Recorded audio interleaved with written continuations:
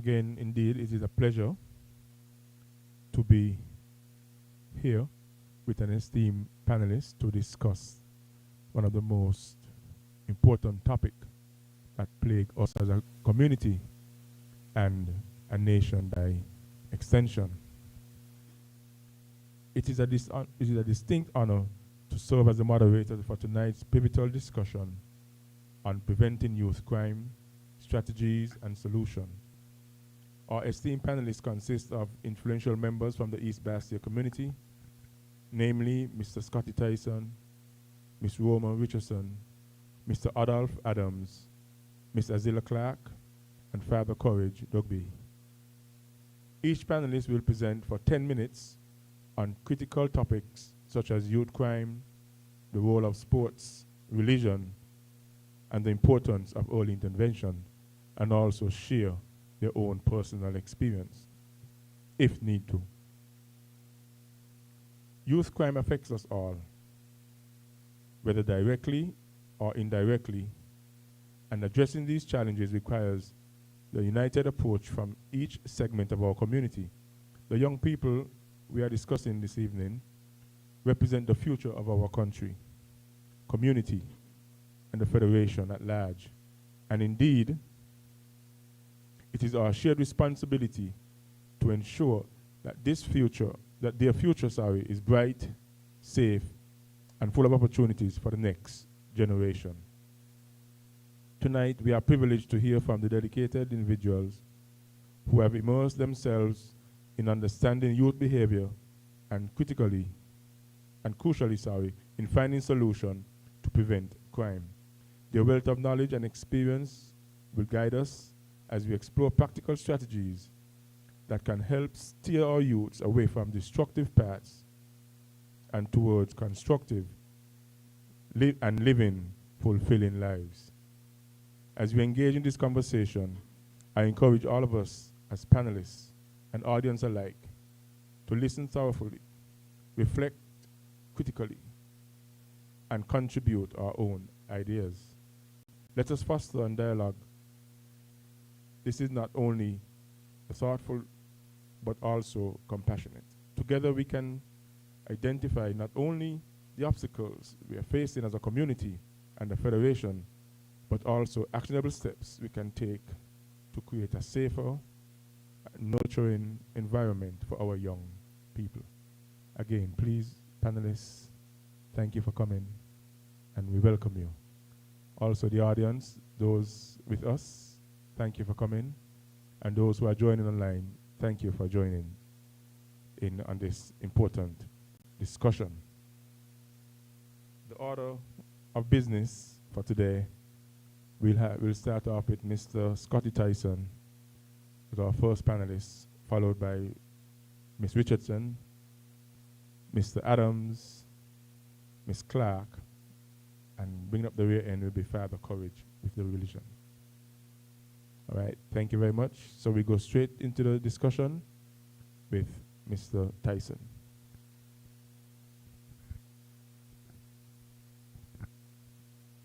All right, thank you so much. Good evening, all.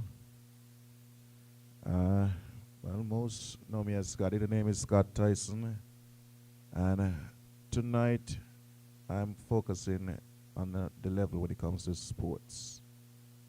Now, sports is something I grew up in from youth days, maybe up until now, I could say. Because I still play a bit and I still find myself involved in the community when it comes to sports. Now, nowadays you don't see kids going around and do the things we used to. I find that being very strange, coming from even starting in sports in the elementary level. For me, you don't have much activities. That used to be something after school where most kids would end up right at the paddock. We're talking about Newton right now. It's at the paddock, Newton playing field, things like that. And they would engage in sports. Even sometime at nights, they don't even reach home from school because the parents would come there to look for them. Hey, come get home, get something to eat, get yourself washed up. But we have changed completely as an island when it comes to that. And I think sport is something that needs to get back and get back in the schools, get back as a community, get the kids involved in it. Even, kids are involved in, you have lots of different sports. We know girls normally with the netballs and volleyballs, guys with basketball, cricket, um, and football, especially football. That's pretty much the biggest sport in Newtown. And Newtown, as we know, was pretty much the top team for generations. But today, it has gone down. Why? Something you gotta ask yourself, why? But if you go out in the community, you look on and see what's going on in the community, you would see that the level of interest is not there.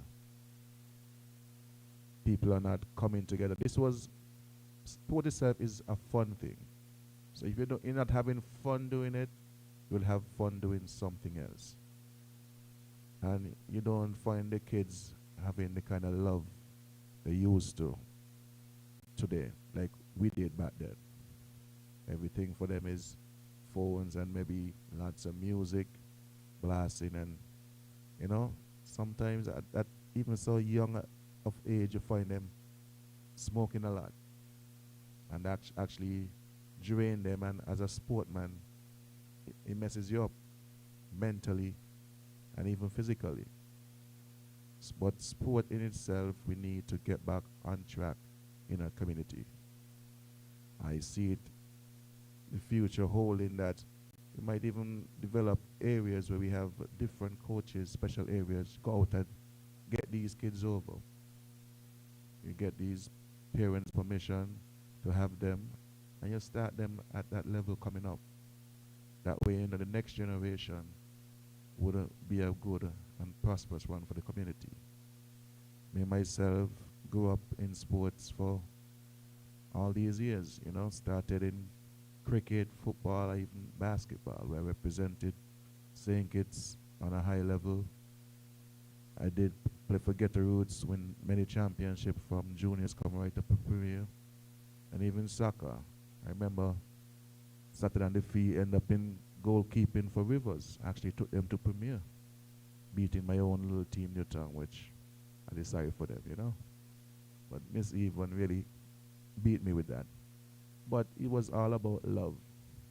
Sport itself bring you together, and being a part of a team, you share each other pains, you uplift each other in different areas and aspects in life, that you actually become a better human being through sports. Nowadays, we find that we have lots of opportunity to go abroad once you're doing and excelling in sports. Even today, I saw my couple of videos of my good buddy Basseterre in Jamaica, and I'm so proud of him, coming from right there in Ponds, and he's accepted to go play for the Premier in Jamaica right now. So him himself, others who play around him and play with him, should use him as an example coming up in this era. But sports itself is a life changer. It builds your minds, even in studies. You cannot just cram all day with books, studying for this, studying for that, without doing some kind of physical activity. Playing sports get you mentally sound. You take your stress off of you, relieve you, and keep you fit. Being fit, you don't get diseases, don't get those pains. As you go older, of course you will get them. Sorry, my good friend Kilroy here had to give up that too, But he was good in basketball. I enjoy playing with him the same way. But in light of all of that, I hope that we could find a very good solution in getting back sports in the community and pushing our kids more into that today. Thank you.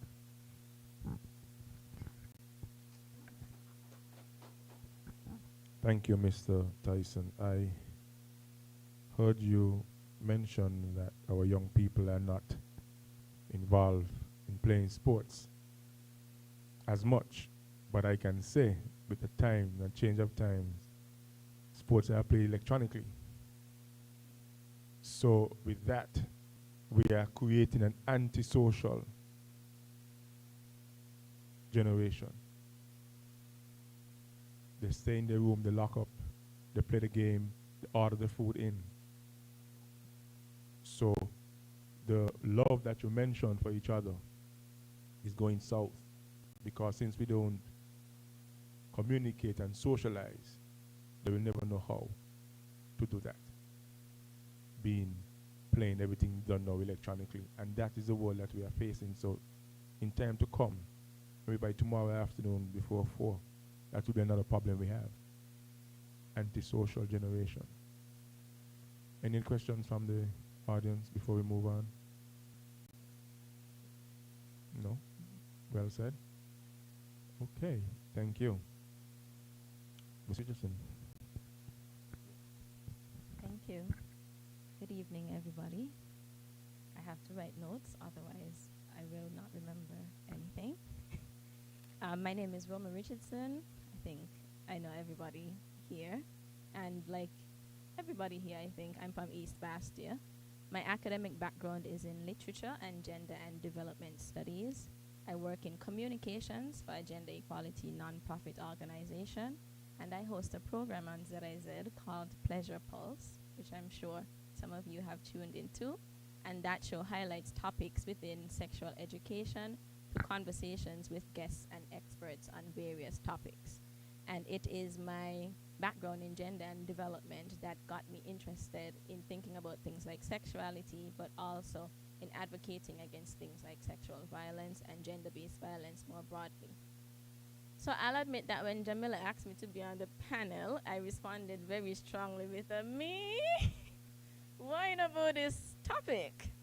And then it was through our conversation and in reflections after that I realized how, unfortunately, almost all of us have a story about our connection to youth crime, including violence. I'll be focusing on violence. Whether we lost classmates, people we had crushes on, boyfriends or girlfriends, neighbors, siblings, cousins, uncles, fathers, most of us can name at least one person we know who was killed by violence. But still, I haven't experienced as much loss or as close losses as others have. So I can't pretend to know fully what that's like. I only hear about a shooting. Some of you have actually heard or seen them happen. I believe that for me, there were certain factors that helped to protect me from certain types of violence. I grew up in a house with a grandmother who was a teacher, then business owner, a mother who followed a similar path, an uncle who was a social worker, then the Iceman, with cousins who looked after me when the adults weren't around. As a child, I was never left alone, never made to fend for myself. I didn't have to sacrifice my well-being or my goals. In fact, all of my goals and random hobbies, and my mother, who's here, can attest to it, short-lived or not, were supported. I was taught to know the value of education, to value things like respect, honesty, hard work, excellence, to not take up or bring home what wasn't mine. My mother kissed me on my forehead every morning before she left for work, and I had a grandmother's bed I could crawl into when my mother was out politicking.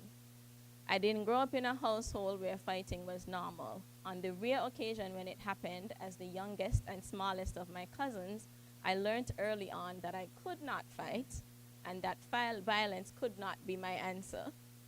But this doesn't mean that I was never tempted by violence. I chose differently because I was able to, because violence wasn't reinforced everywhere I turned, because my mother scared me into nonviolence by telling my teachers they could punish me how they saw fit, and because I was taught and I learned, and I'm still learning, healthier and more positive alternatives to violence. But this isn't everybody's reality. And there are people who grew up in similar environments, whose parents and communities tried and intervened, but whose lives still were lost to violence. So I want us to think more broadly about how our environments, the institutions around us, conspire to support violence. Our schools, communities, the friends that we choose, and the friends that we make.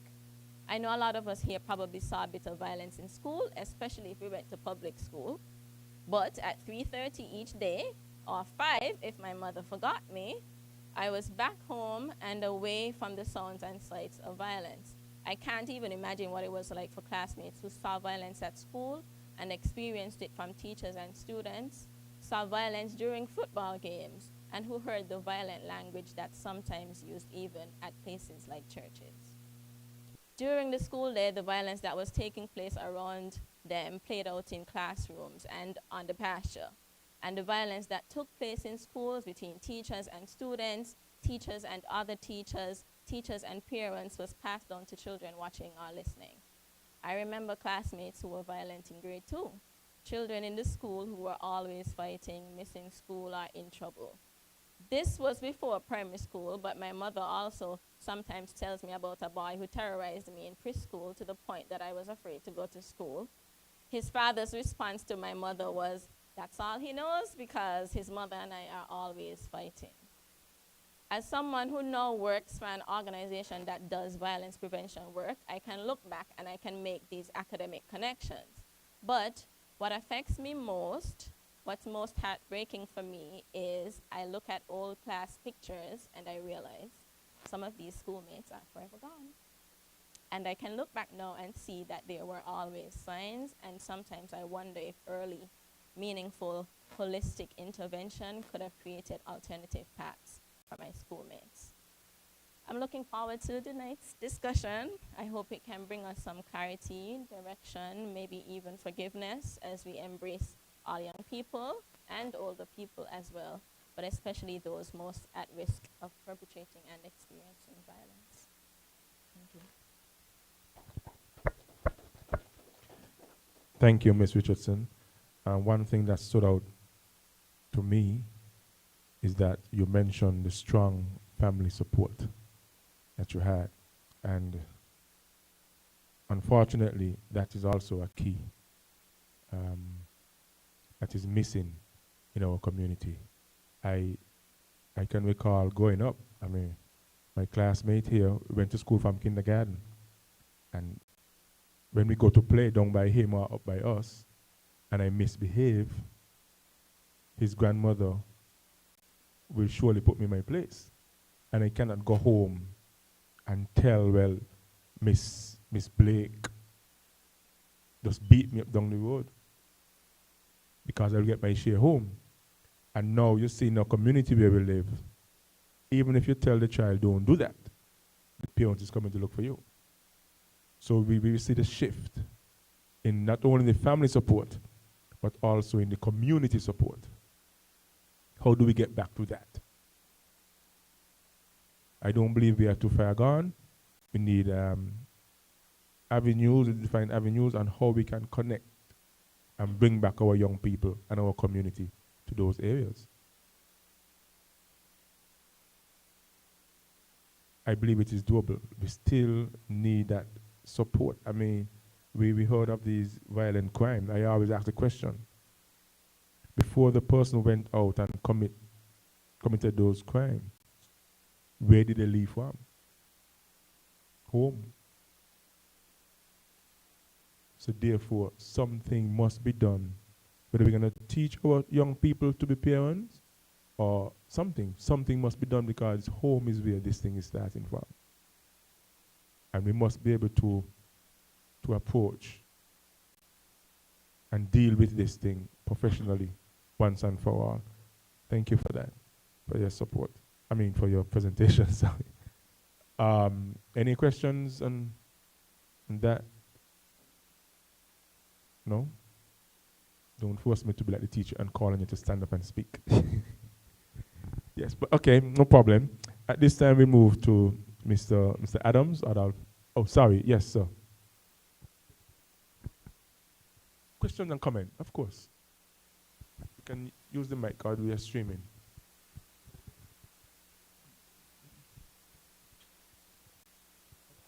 Of course.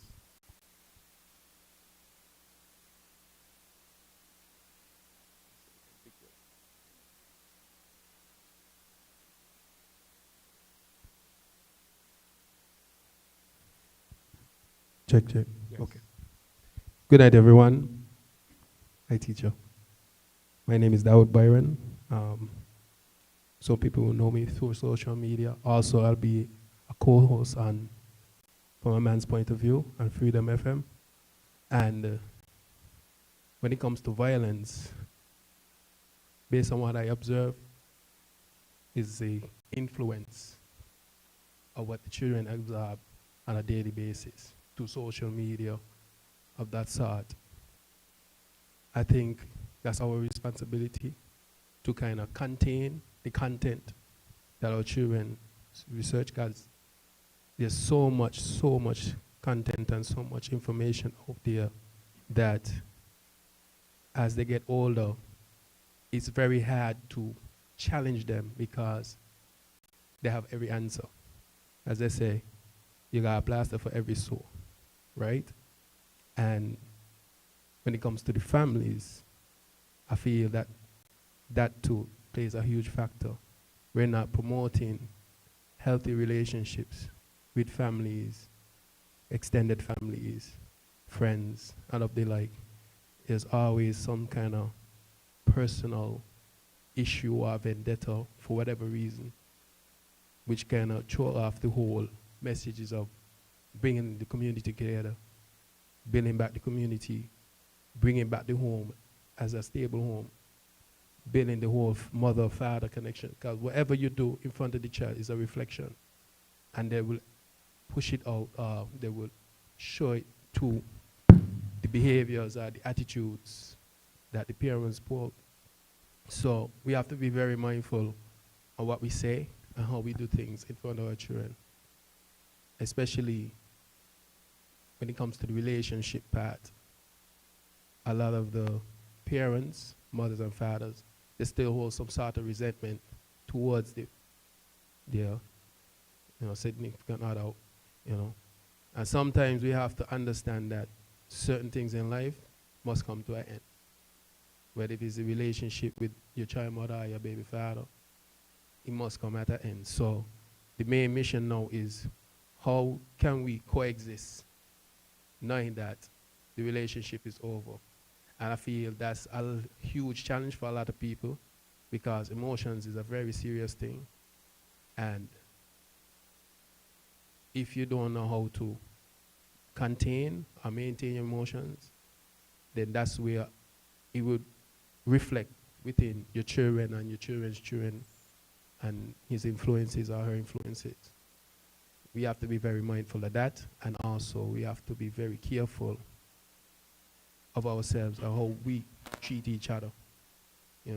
Where it becomes of affiliation or, those other negatives, we have to be very mindful of that. If you're going to build a community, you cannot just hold something against somebody because their family is of X, Y, and Z, and you're of X, Y, and Z. You shouldn't deprive them the opportunity because y'all don't align. At some point, you must have some common goal, which is to keep the community together. So once we understand that, that should be cast aside. So once we highlight all those things, I think we can move forward. Thank you. Thank you, brother, for that.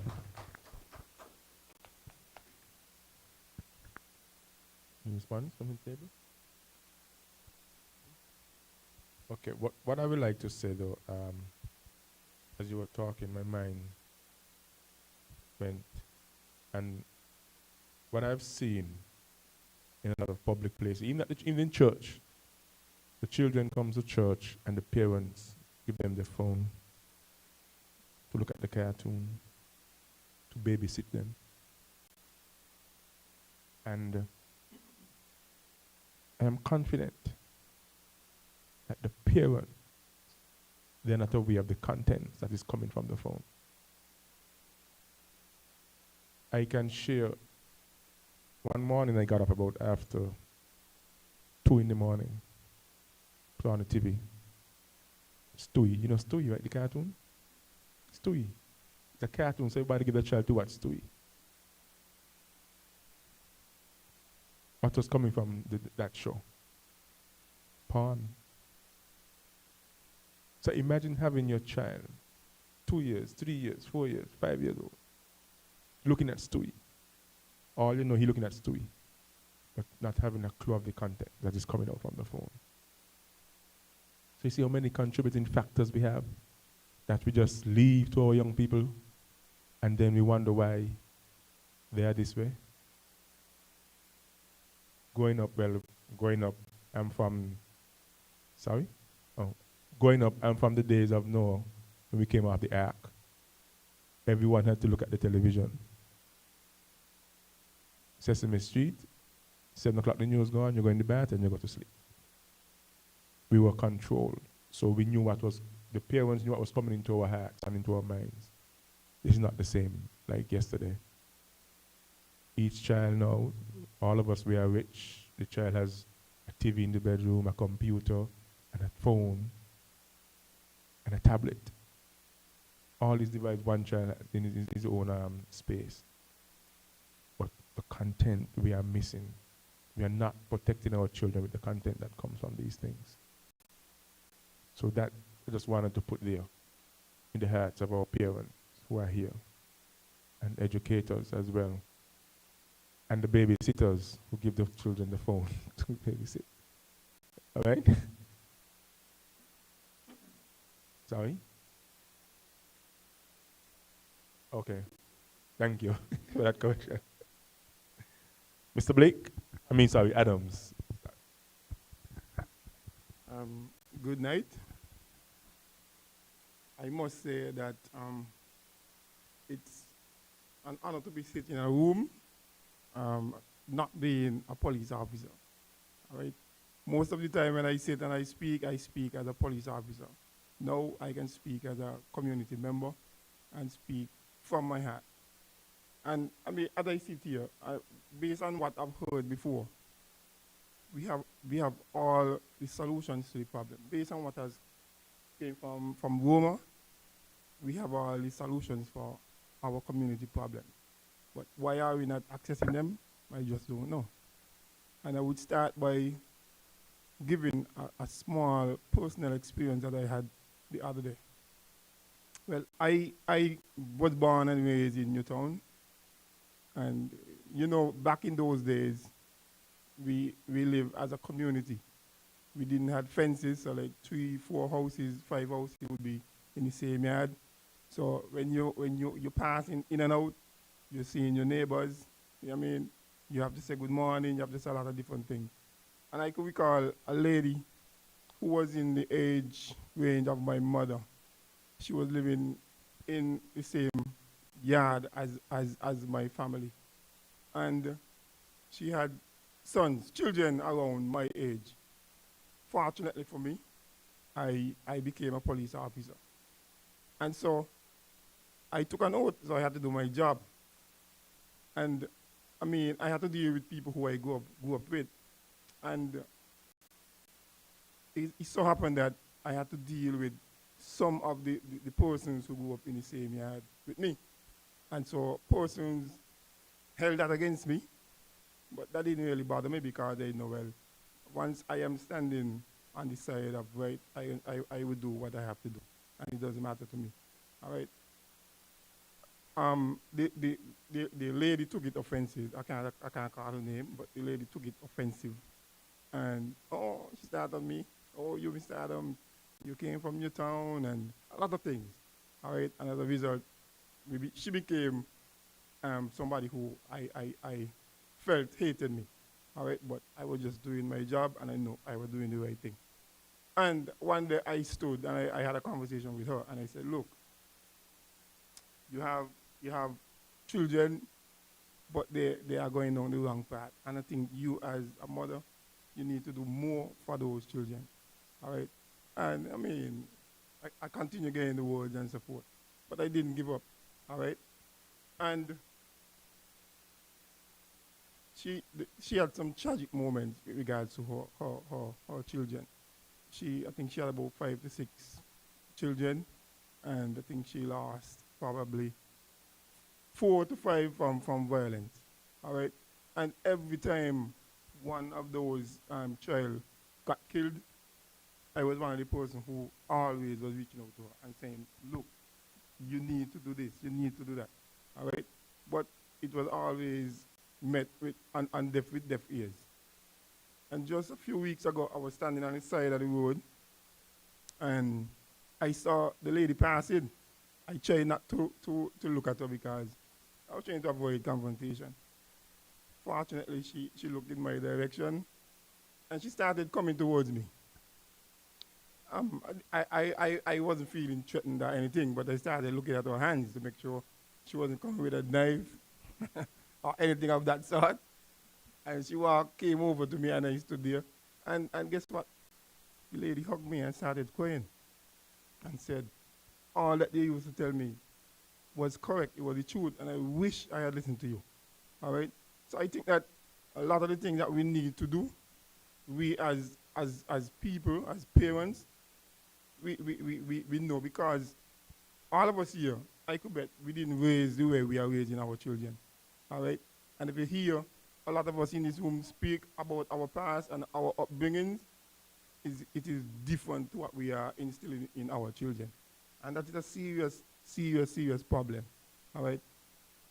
During my role as a police officer, I had to deal with all walks of life.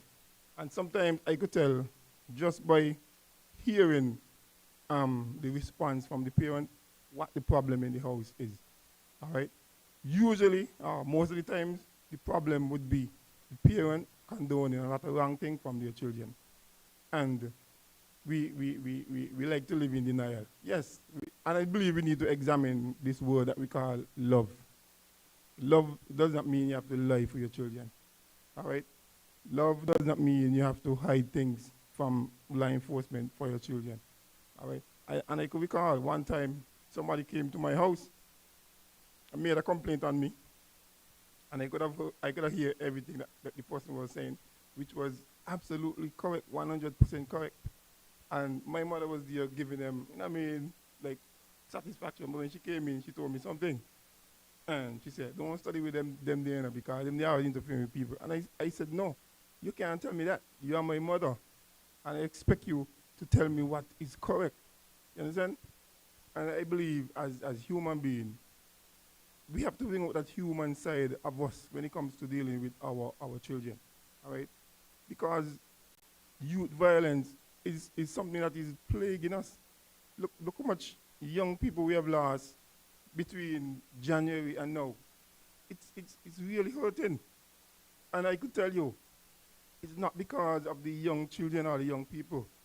It's because we as parents, we have failed.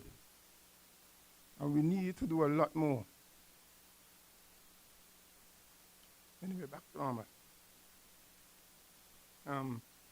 Youth violence is a critical issue that affects individuals, it affects our families, and it is affecting our communities seriously. If we look close by, we realize that it is affecting the Caribbean as a whole now. All right, and this was something that was foreign to us. All right, and I think somebody spoke about social media and the type of music, the type of videos. I was at the bar the other night and watching some videos on YouTube, and I really couldn't believe when I saw those videos with young people with machine guns in their hand, killing people. And I think Kevin spoke about the video games. All right? The video games now are portraying real people being shot by our children. Because you're playing the game, you are the one who is shooting the individual in front of you. And if these are the things that we are going to see every day, it's going to become a part of us. Trust me, if you are listening to something every day, you're watching something every day, it's going to come part of you. All right? And we have to be so careful. We have to be careful as to what we expose our children to or we allow them to be exposed to. It is very serious. All right? Youth violence, it encompasses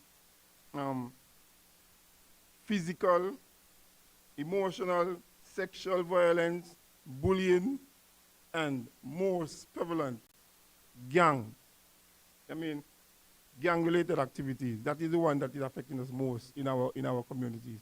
gang activities that has caused us a lot of lives and that has destroyed a lot of families. All right? And so I want for us tonight to at least take a serious look at ourselves. All right? Take a serious look at ourselves and let us decide where we want to go from here. All right? Our children are very important to us. And we can't just allow our children to just live willy-nilly. Like, I mean, they own themselves, they could do as they like. I drive by the high schools every morning, and I am so disappointed. Every morning I pass by the school, I must comment, I must say something to somebody. I say, hey, you mother let you come out your house looking like that? Whoever allow you to come out your house looking like that, it looks so awful. And we are accepting it in the school. All right? And I mean, these are the things that we need to correct. These are the things we definitely need to correct. The children cannot be allowed to do as they like. As Kevin said, when you go out and commit a shooting or commit a crime, you live from somewhere. You live from somewhere. And we live from most of the time is home. All right? So we have a responsibility to our children. We just can't allow them to just do as they like, say as they like. There must be rules in the house. There must be rules. And if we continuously try to build our children, I think we will be a better society. And that is the thing that has been failing us. And we need to reflect on how we were brought up. Kevin spoke something that was very critical. He said if he came by me to play sport or play marble or whatever, and he misbehaved, my grandmother will wash him out, as we used to say in the long time days. And vice versa. But gone are the days where those things could happen. If you even speak to somebody's children, or child, and they want to take a toll on you. And the children are learning. Because we learn what we see, and we learn what we hear. And if the parents are home displaying these type of things on a daily basis, that is why we would see our children behaving so. All right? And that is my bit for now, until questions are asked of me.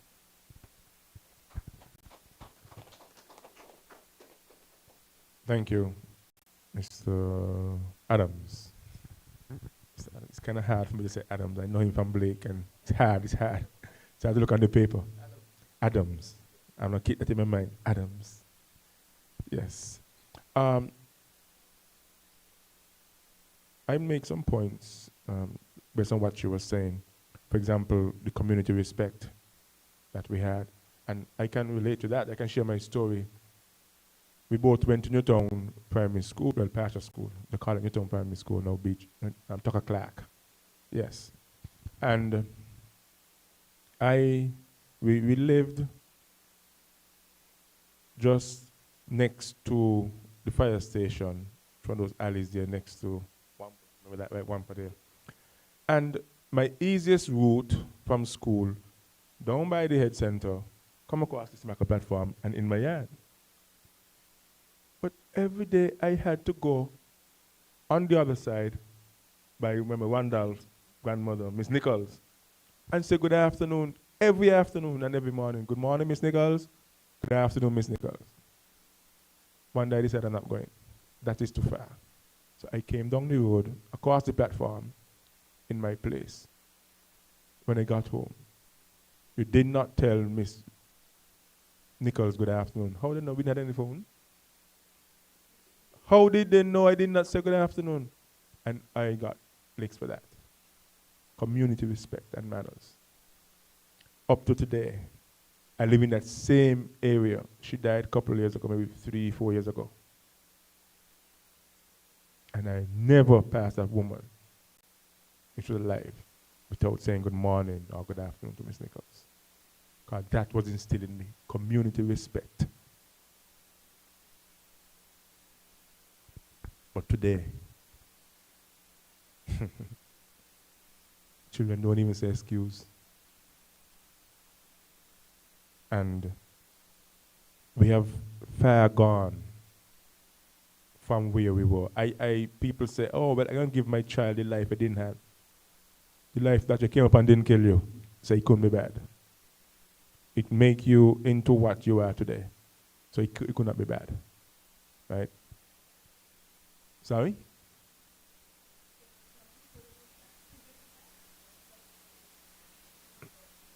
Yeah.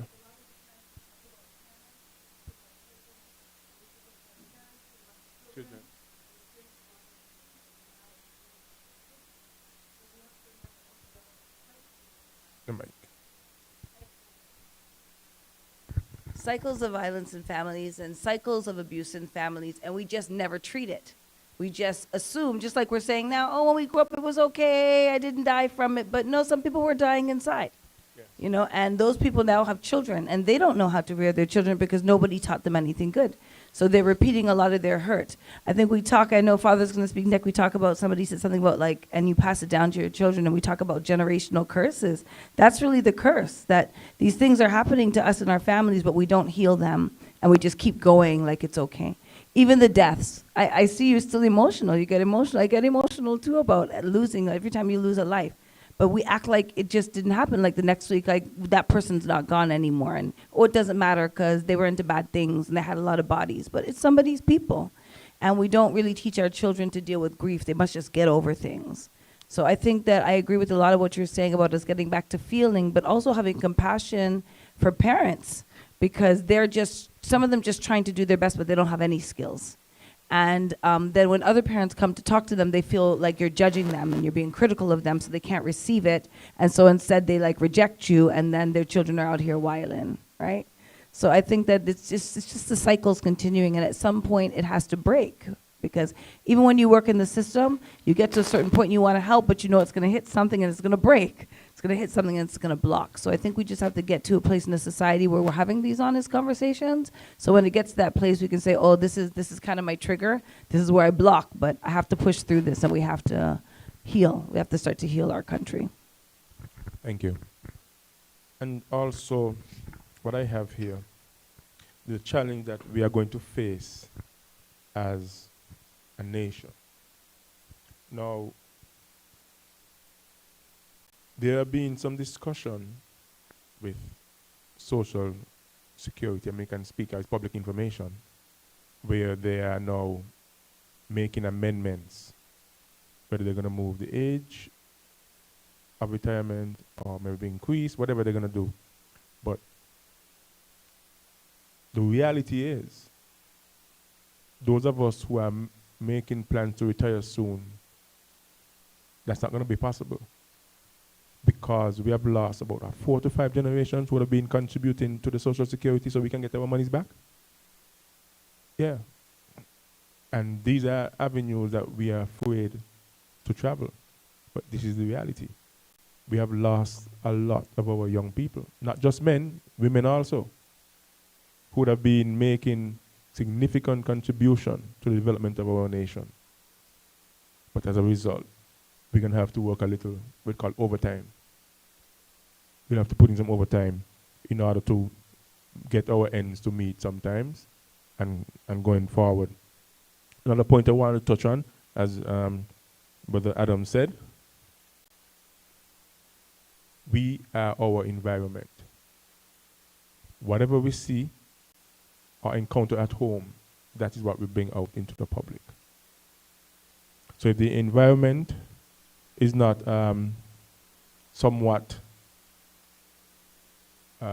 educational, loving, whatever you want to put there, opposite of that, that is what we are going to put out. We can tell, as you say, you can tell from just by the talking to the children, the home that they come from, the way you present yourself. I went to school where you come in the door, the teacher is there with his pencil, and if you hear the pencil don't come out, you're in problems. But I never see you with long hair, because I never had a chance to get long hair. From the age of maybe 7, 8, I went into the Boy Scouts, reached into the Cub Scouts. At the age of 13, went into the Defense Force Band. So I never had an opportunity to get long hair, because this was instilled in me from a child. The environment in which I live showed up. And so I have my shirt in my pants. Thanks to my wife, otherwise I'll get in trouble. Right? But seriously though, these are areas that, as simple as they may sound, they have weight that can take our young people forward and away from crime. And finally, I want to talk about is in gang life, nobody win. Nobody win. I can only imagine the pain, because in a small community, St. Kitts is a small community. You know someone who got murdered, you also know the family, a family member of the person. If we get to know the person who committed the crime, we know the person as well. So therefore, both sides of the family are hurting, and they are friends.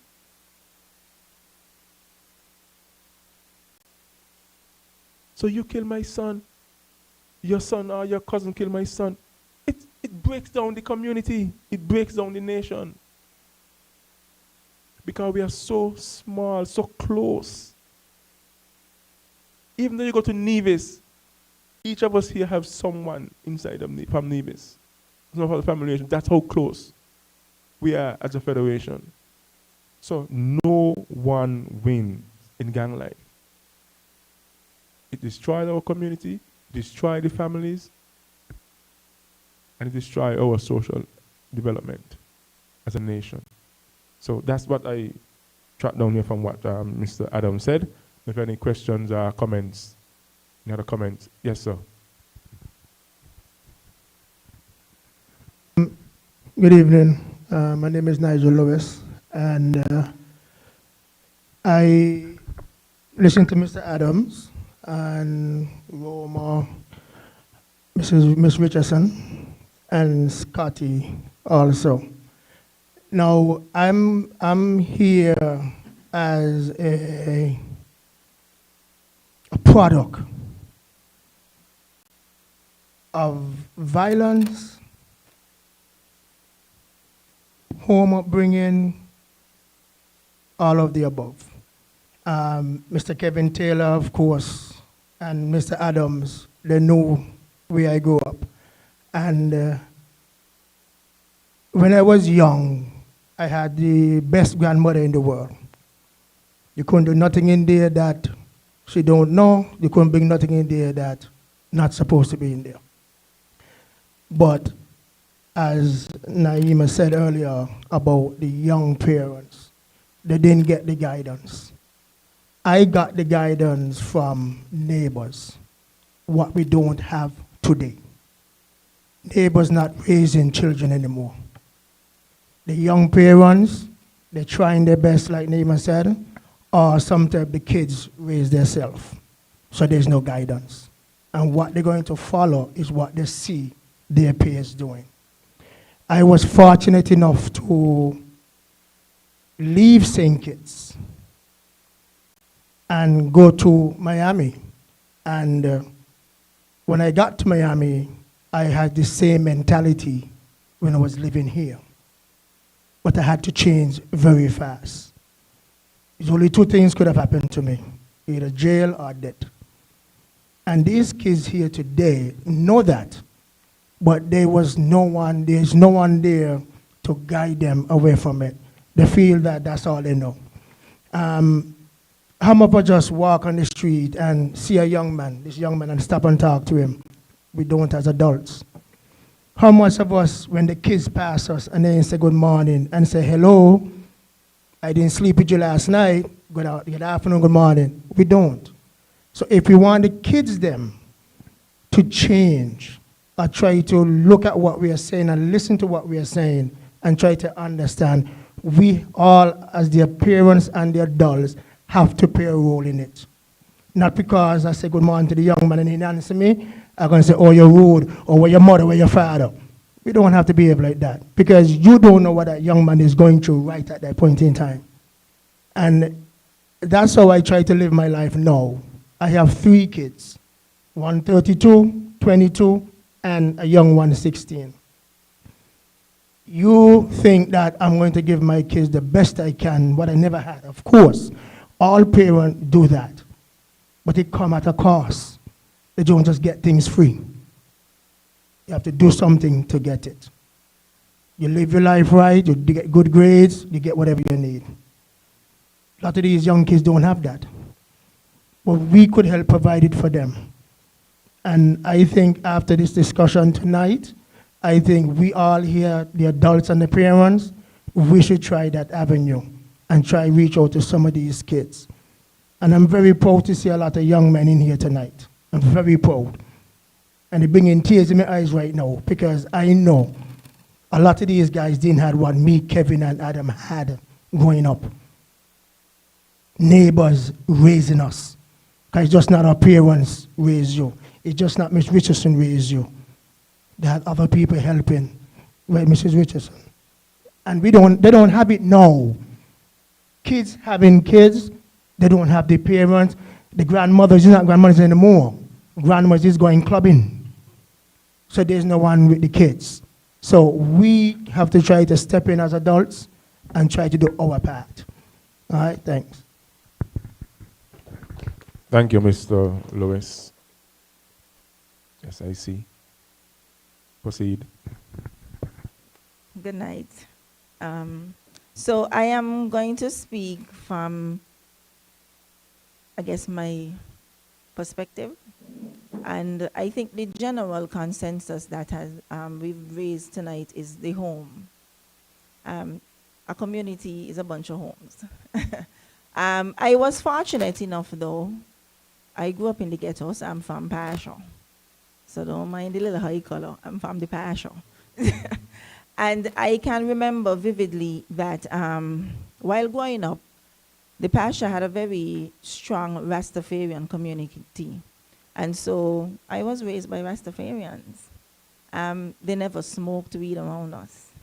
But I know, I can tell you my mother trusted one Rastaman in particular. So even if she had to run down the road, you know, he will come and sit with us while she makes the errand and come back. And he would cook for us, and the Rastafarians kept us in order. And it was only after we got older I recognized that we took a lot of things for granted, how these Rastafarians protected us, all of the children within the Pasha community. And some days they were a bit rough with us, because if they saw us doing something that they felt was not appropriate, they would pull us up.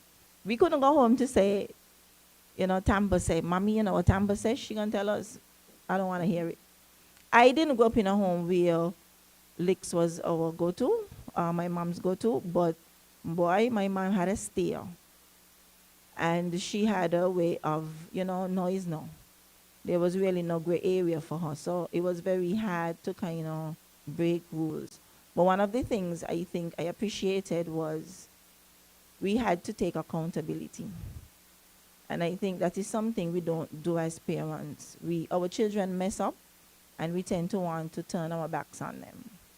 I don't think our young men are hearing enough how much they are loved, or how much we value them. And I realize, even working in my field, that we tend to not want our boys to cry, because we said to them, oh, you're a boy, toughen up.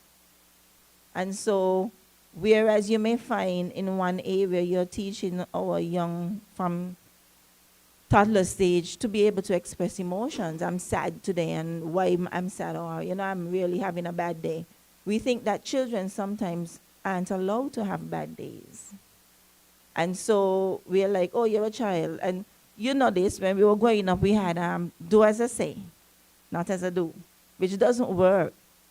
We are examples, and as he said, we are the ones who set the examples. And we have to go back to a lot of key areas that we have taken for granted, allowing our boys to have feelings, allowing our boys to cry, allowing our boys to, you know, I'm having a bad day.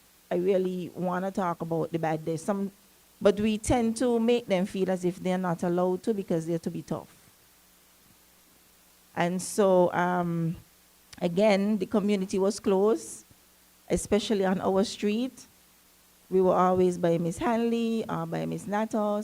We was always by somebody. And somebody was always by us. And so I think one of the things we have to step out of is our selfishness. We are very selfish people, and we can't really see anything else outside of ourselves. And then we glorify songs like Drink Water and Mind My Business, when that wasn't the way we operated back then. Everybody's business, you know, you really looked out for everybody.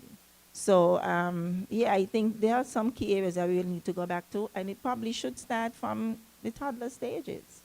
And as someone said, helping parents to parent and hoping that they're receptive and it's not a judging thing, but we want to just help. Thank you.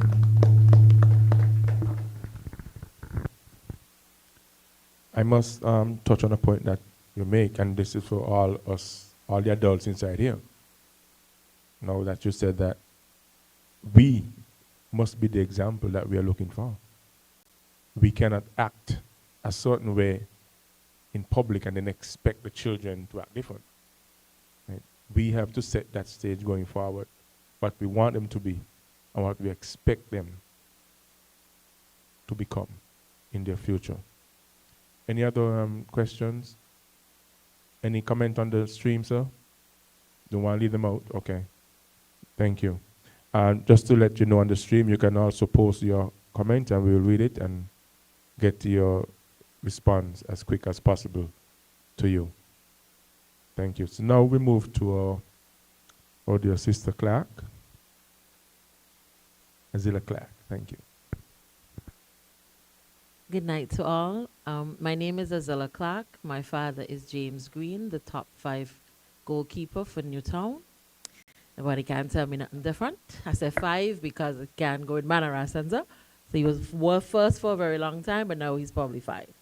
I am a social worker by profession, and I serve as the permanent secretary with responsibility for the Ministry of Social Development and Gender Affairs.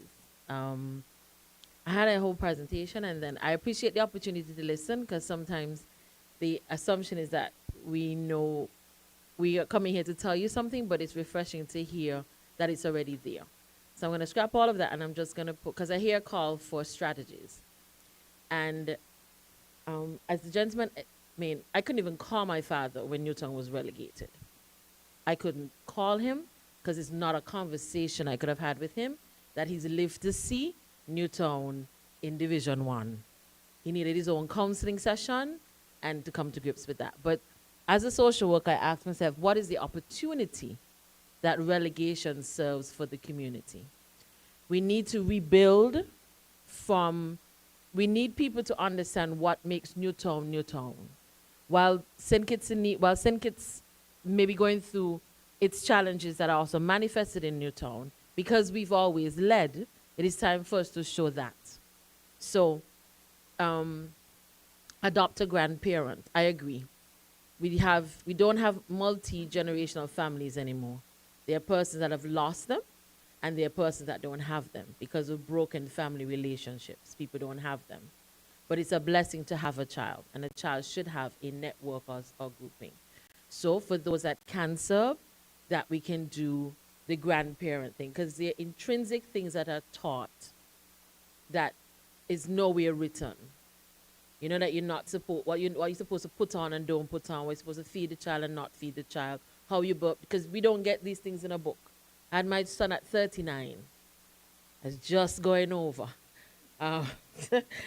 And as smart as I think I am, nothing prepares you for that. Because as I stated, they put the child in my hand and say, go to the hospital, beg your pardon? What am I supposed to? Nobody, where's the birth? Because again, educated in the United States, you have mommy and me day. I was like, okay, so where the new parent clinic? Where the mommy and me groups? Where's the birthing group? Nothing? So I was like, oh, we go through this by, okay, all right. Scratch my head a little. So there's opportunities for that. We need to be able to, again, have parenting groups at the clinic.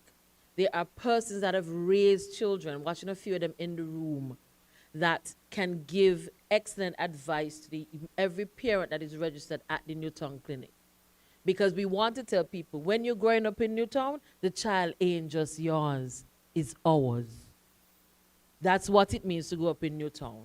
And so you don't offer them the choice to do it by themselves. You're telling them it is ours, all right?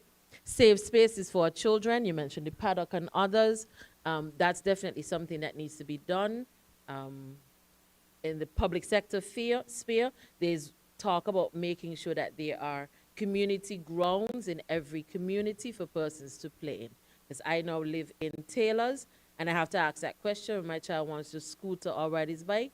I can't always carry him over Frigate Bay on the golf course on the paved road. So where then do I carry him so he can safely ride his bicycle or do his scooter? Reconciliation exercises, those are needed.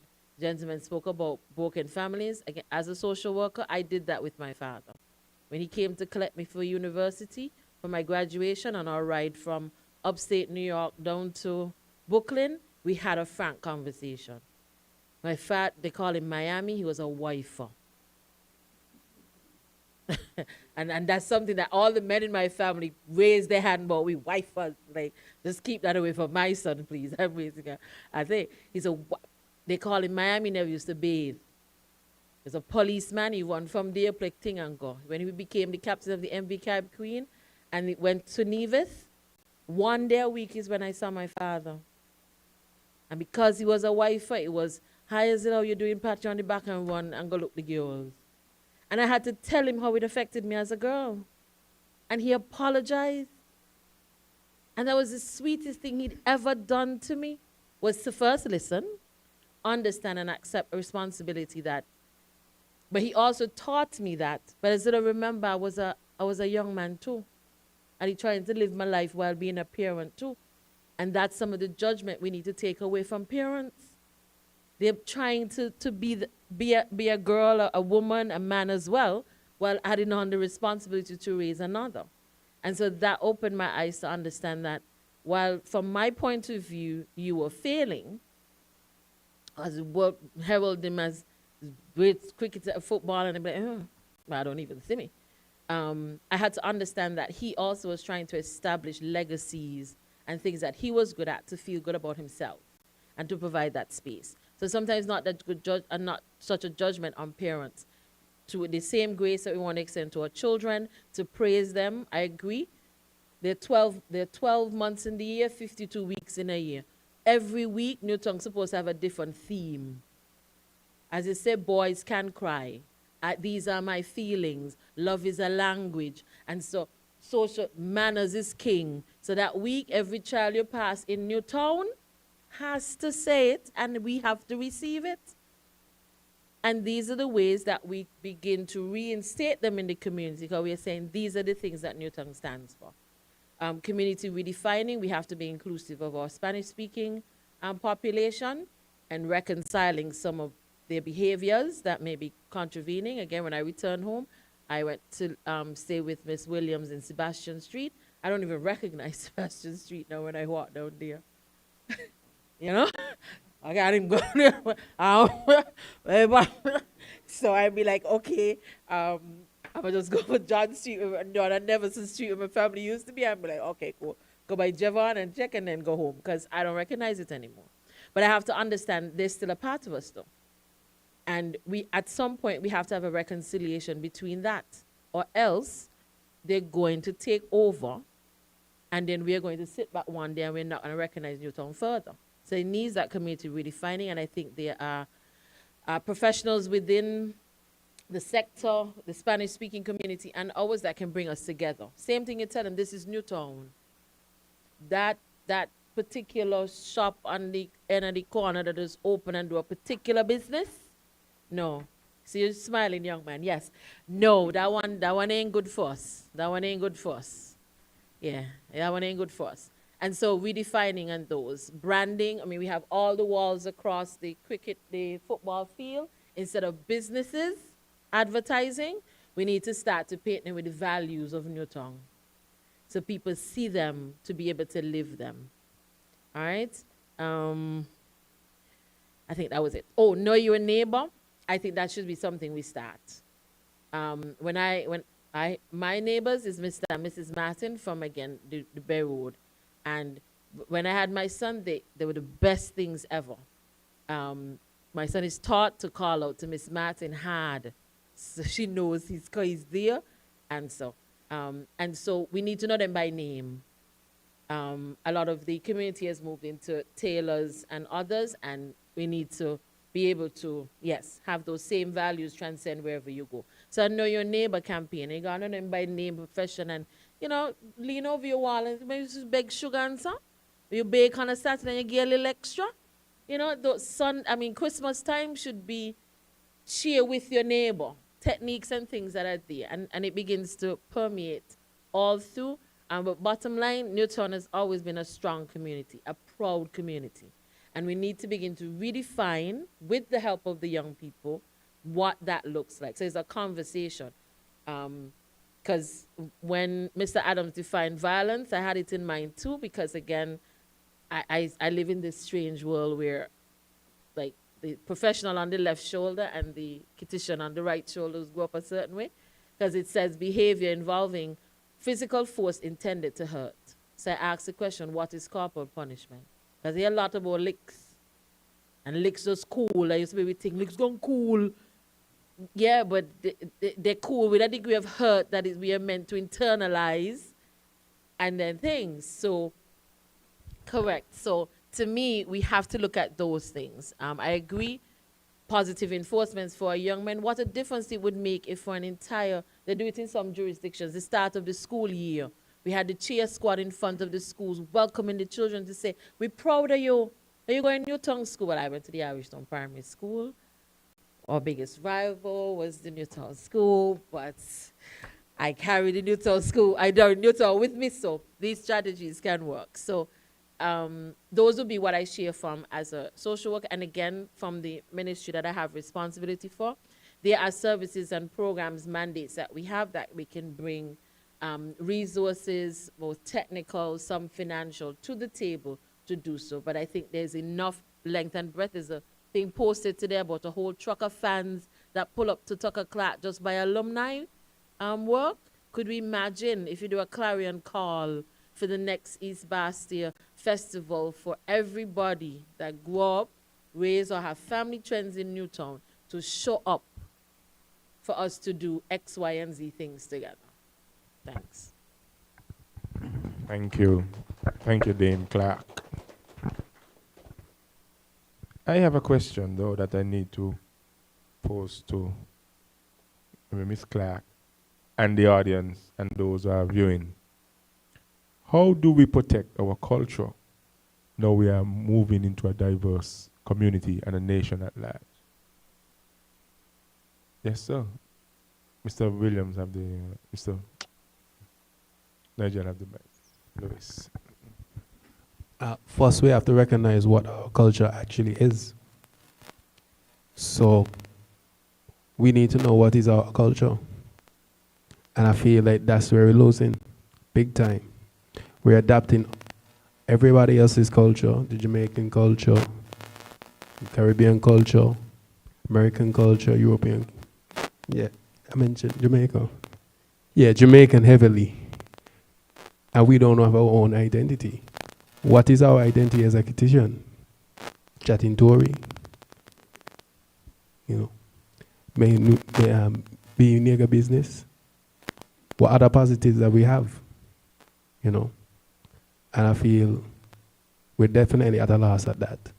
So we have to point out what is our identity as a Kittitian, what is our culture, what is it that we're missing, that we need to reconnect. And I remember back in the days when you mentioned about your community, my neighbor, Countess and Jamila, I grew up around that community, Adams as well. I couldn't act a certain way at Adams Pass because he had the big back dog them. So I couldn't go in here and ask for the mango, going for the mango. I have to ask permission, So we definitely need to reconnect with each other. And we really need to have hard conversations with each other. Whatever dispute or whatever, issues that we had before, we really need to sit down with each other and say, hey, I didn't like how you dealt with X, Y, and Z. Instead of just becoming aggressive and dismissive with it, we have to really sit down with each other and we have to speak these hard truths. The type of behavior that we're displaying now, it's unethical. And it's really deteriorating a lot of people's minds. So once we work on that, then at least it's a start. And like I said, when it comes to community building, we have to recognize that ain't everybody gonna be on the same plane, but we have to have one common respect. And I feel that's something that there's lacking when it comes to respect, especially as a parent to your child. You have to allow the child to speak. That's one of the things I had to learn as a father. I have to allow my child to speak and express himself, not just as a child, but as a person, because you will learn so much of how your child would think and how they would process things. I remember having a conversation with my son at the first day of school, and the type of conversation that we have, we talk about violence, we talk about, social grouping and all the likes, and I was just so astounded, like, just to hear the kind of thinking and the mental process that he has. I feel like I still have hope. And I feel that when it comes to the parents, you really have to sit down with your child and actually listen. Even when they're going through some things, or you might be going through an issue, sometimes you have to let them feel other people's shoes for them to understand. And not just allow them to say, oh, well, you did that, so let me just cast that aside. No, you have to put them in a position where if that situation happened to them, allow them to express how they would feel, how they would react to the situation. And then they will understand that you're doing it, and now you're in that person's position now. You feel the same way now, how they feel. And then they will actually see life more differently now, because it's like they never got that chance to explain themselves, how to see that situation if it has played out from their view. So that thing, just allowing people to have their own say and not be disrespectful, just be mindful. And that's one of the things I had to remind him. Don't be careful, just be mindful. And that's all I had to say right there. Thank you.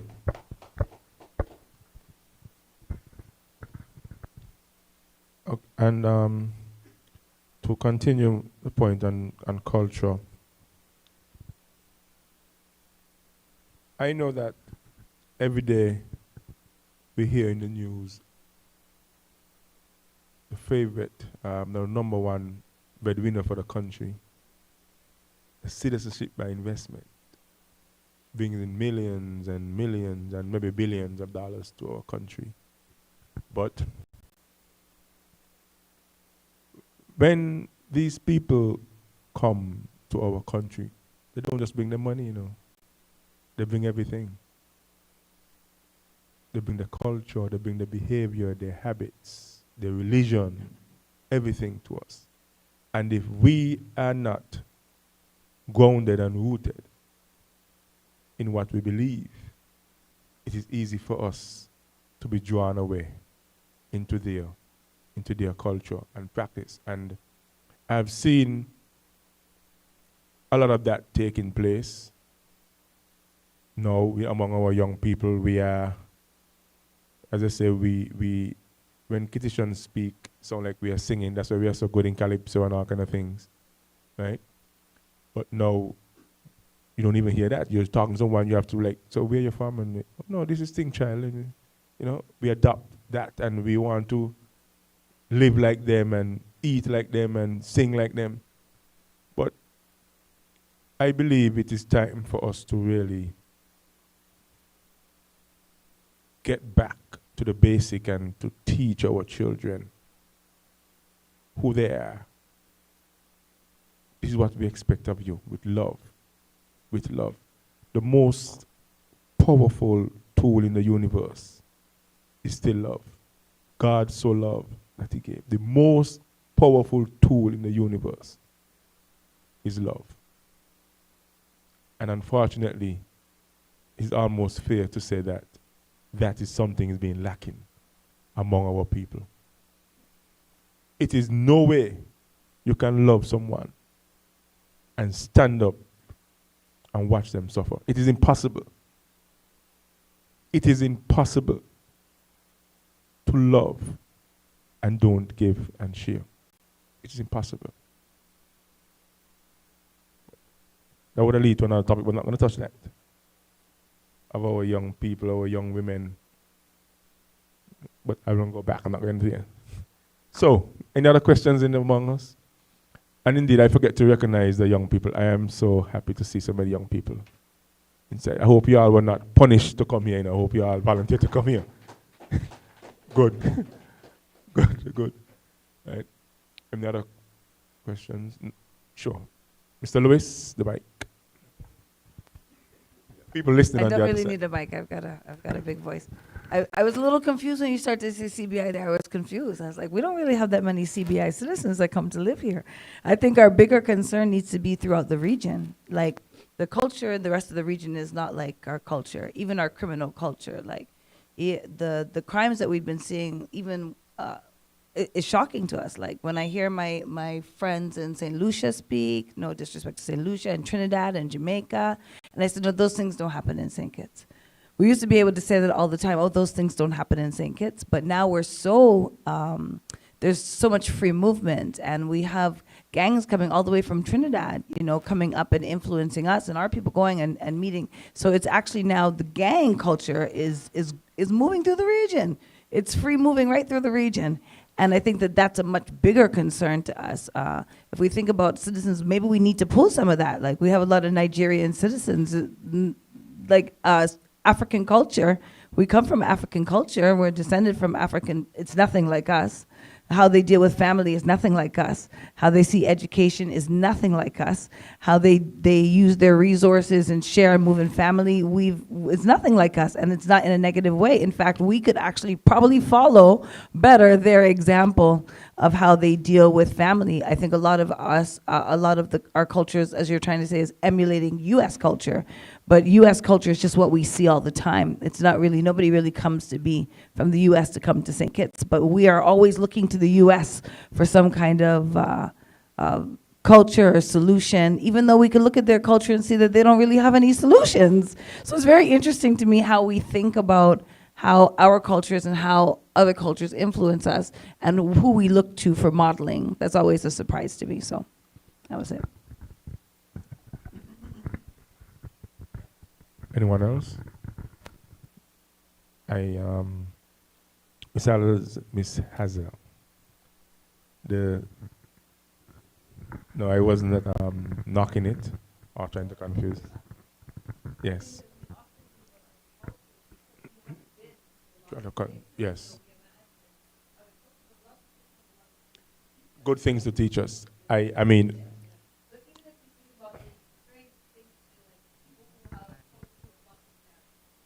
Hmm.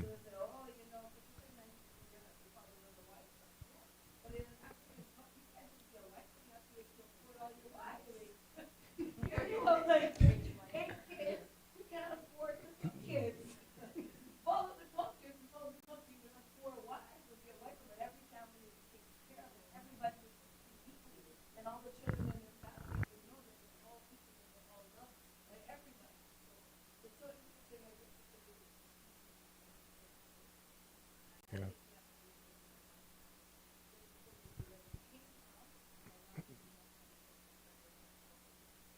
So you're sanctioning the men to have more than one wife? I'm just kidding. I'm kidding. I'm kidding. Yes. Any other questions? No? Okay, now we'll move straight to the panel. Yes, for the pastor. Father Courage. It's interesting that before I speak, she would have mentioned the African culture. So now I'm forced to change whatever I've prepared here to share with you the African culture. So my name is Father Courage Dogbe. I'm from Ghana in West Africa, and this December I'll be 4 years here in St. Kitts. I am a pastor at the Immaculate Conception Catholic Church, and I've had the opportunity to also help as an educator in the Immaculate Conception School. So there is a lot that I would have experienced. I call my experience cultural shock. A lot of cultural shock. So many things I have seen happening here, and I'm wondering, how did we get to this point? Thankfully, almost all that I really wanted to say has been said. I might as well just mention it with my African accent. That's the only difference. One of my unpleasant experiences I had here on the island was an older person who, having realized and identified my African accent, began cursing me and all that. And I asked, what's my crime? What have I done to you? So she apparently made me understand that her teacher in those days, teaching history, made them hate Africans. So that has been how she grew up with. So she didn't really want to have anything to do with Africans. So on my usual day in school at the gate, she was actually late with the child, her grandson. And I said, Mommy, give me your child and you can go home. She picked the African accent and that was it. Things happened to do with slave trade and all that. I'm like, but this is past and gone. So the first point I want to talk about when it comes to violence is the fact that we inherit other person's enemies. We inherit other person's enemies. So he's my friend, and he hates him. How does that affect me hating him when he has done nothing to me? And from the issues that we hear about this gun violence, from what I have heard, it stems from that. One of the root causes stems from that. My friend doesn't like this, or this family does not like that family. So this family have made sure that their generations or their ancestry line do not have anything to do with this other family. So that is where the animosity starts. But how do we control it? As a pastor, obviously, I have to talk about the Bible. The first record of murder case in the Bible was Cain and Abel. Cain and Abel. Already we know their parents, Adam and Eve. They disrespected the laws of God. And somehow we see these little elements in their children. Cain had an opportunity to offer gifts to the Lord, but his was not worthy of the sacrifice. God gave him an opportunity to come again for a better sacrifice.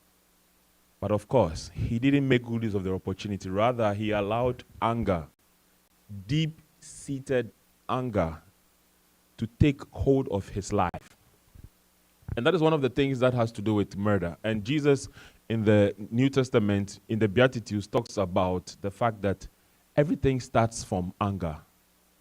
Deep-seated anger is what leads to that. And so if we don't tackle this deep-seated anger in us, Jesus was angry before. He whipped others in the church. But the statement he made was the fact that the love of his father's house was what consumed him. But that was a correctional measure. So if we are angry at a particular thing, the question is, how do we resolve such emotions? Are we having, as my friend would have mentioned, do we have total mastery of our emotions? Can we really control our emotions? I have had cases here towards me where persons are rude and they're like, Kitishan I be, this is how we are. And I'm like, that is not how you are. You are not like that. You are accepting it because you feel that, but that is not it. We always say that it takes a village to train a child, but when you don't know the culture of that village can kill the child. He mentioned it. As Kitishans, what is our culture? If you don't know the culture of the place, and we keep saying that it takes a village to train a child, and yet you don't know the culture of that village can kill the child. So what is it that defines us as Caribbean people? What is it that defines us as kitchens. If we are able to identify this and know what it is, then that should be the first step of getting better. We would have mentioned that most of the issues has to do with the family. Forgive me if I talk too much, but sometimes I get emotional about these things. We have mentioned that it starts from the family, and that is true. When you read psychology and sociology, the first 7 years of a child's life is very important. Just like any normal building, if you want your building to be strong, you pay attention to the foundation. If the foundation is strong, the building can stand. And so if we neglect the first 7 years of the child's development, then there's a problem. We have had parents now who are not parenting anymore. Let me use the Gen Z language. Parents are not parenting anymore. People feel that parenthood is all about giving birth, getting pregnant and having baby shower, taking pictures with the big stomach. It goes beyond that. Not every woman has the opportunity to give birth. So if you have the opportunity to give birth, you should know that it is a gift from God. And how you treat this gift will let God know whether you appreciate the gift or not. What has changed? Where I'm coming from, there was a whole competition about memory verses, knowing God. The generation now don't know God. We don't take them to church. You have parents going to church and their kids are sleeping at home, and you ask them, where is your child? Oh, she's sleeping, Father. It was never like that in my house. Even when you are sick, Mommy will tell you, in the church you will get healing. Get up, let's go. Our parents never cared about our feelings. All they sought to do was to instill discipline in us. Ever since I got here in ICCS convert school, I would have had a lot of parents telling me about how convert school was. Discipline, father this, sister that, and they praised convert school for making them who they are now. My problem with them now is, so why are they not allowing us do for them what was done to them before?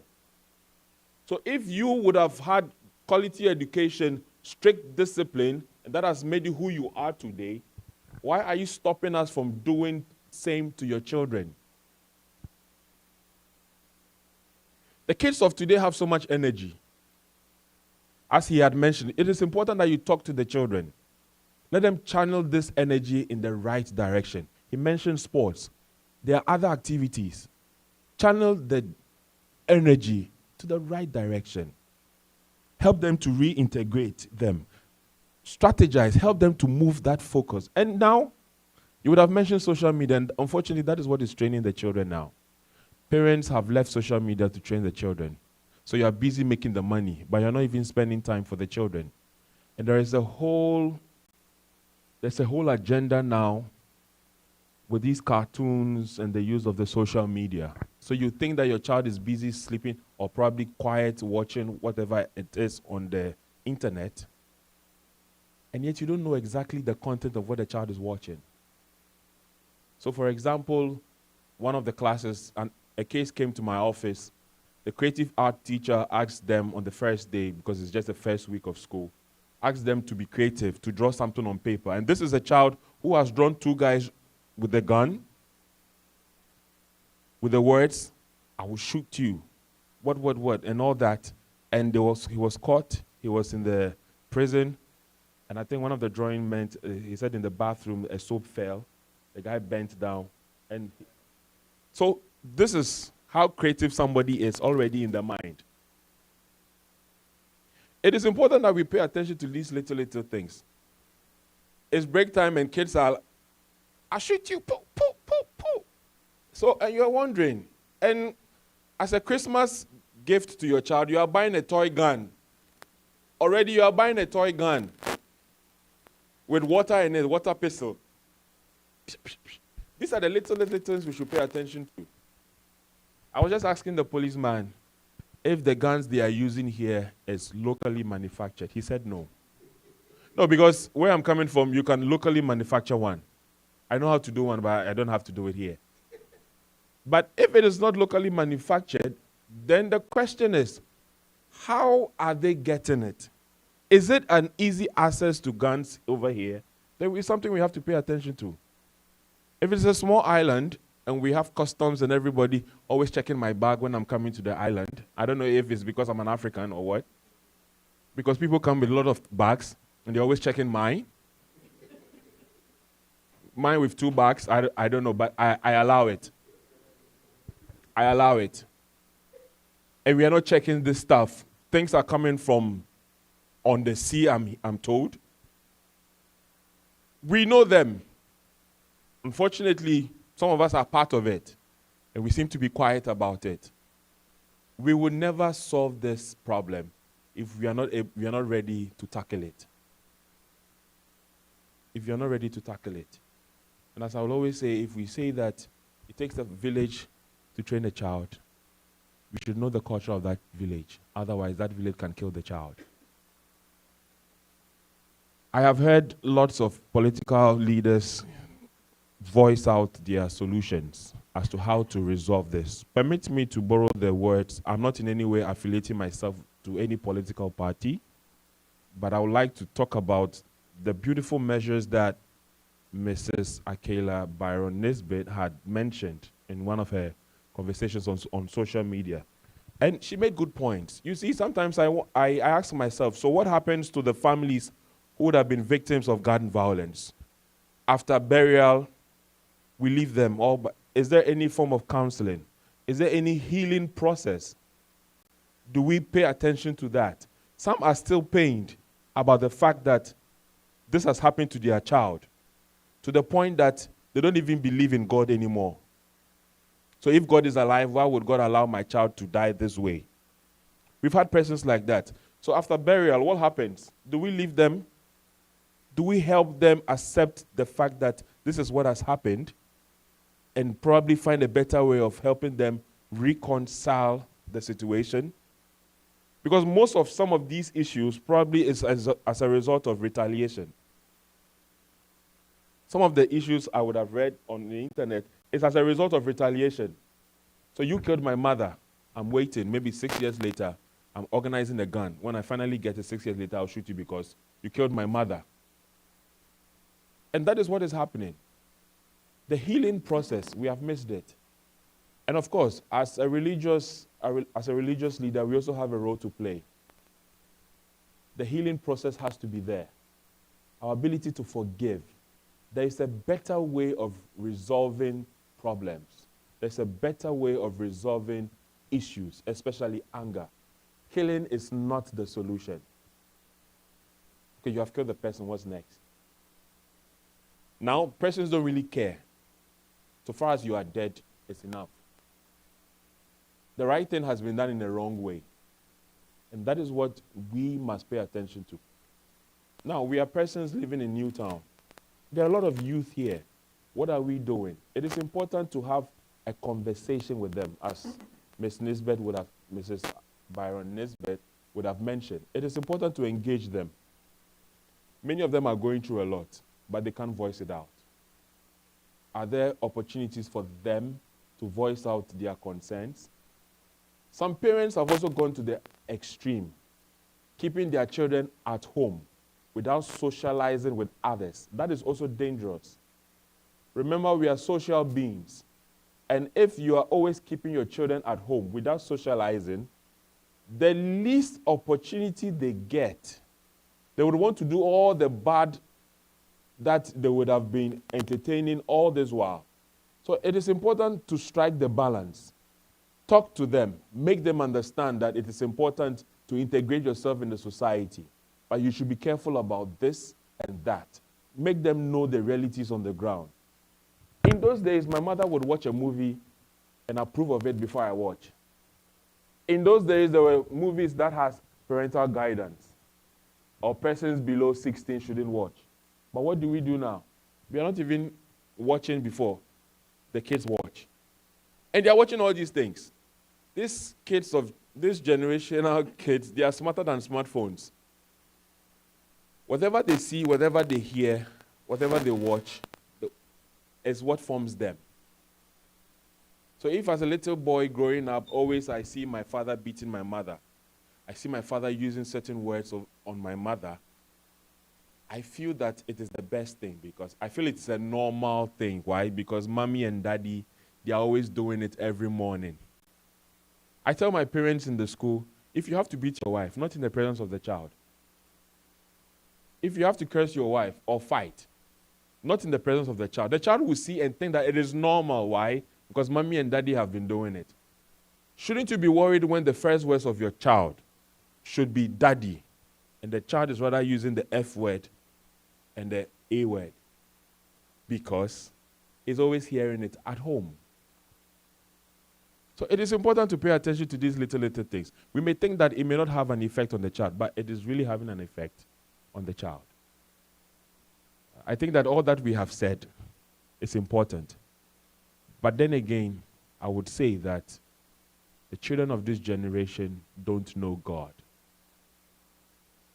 We don't take even our children to school. To church.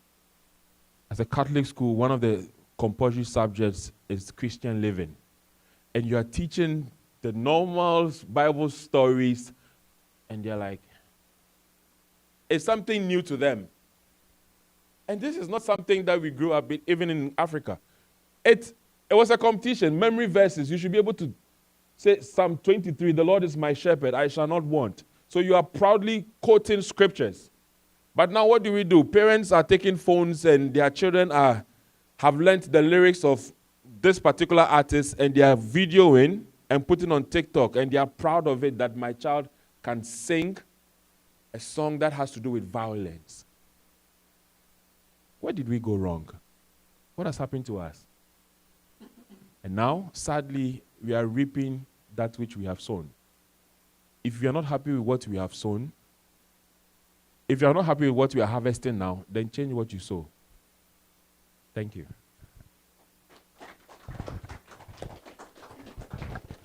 Thank you, Father Courage, for such passionate presentation. Any questions for the Father before he's... Oh, Sunday school, nobody say nothing, eh?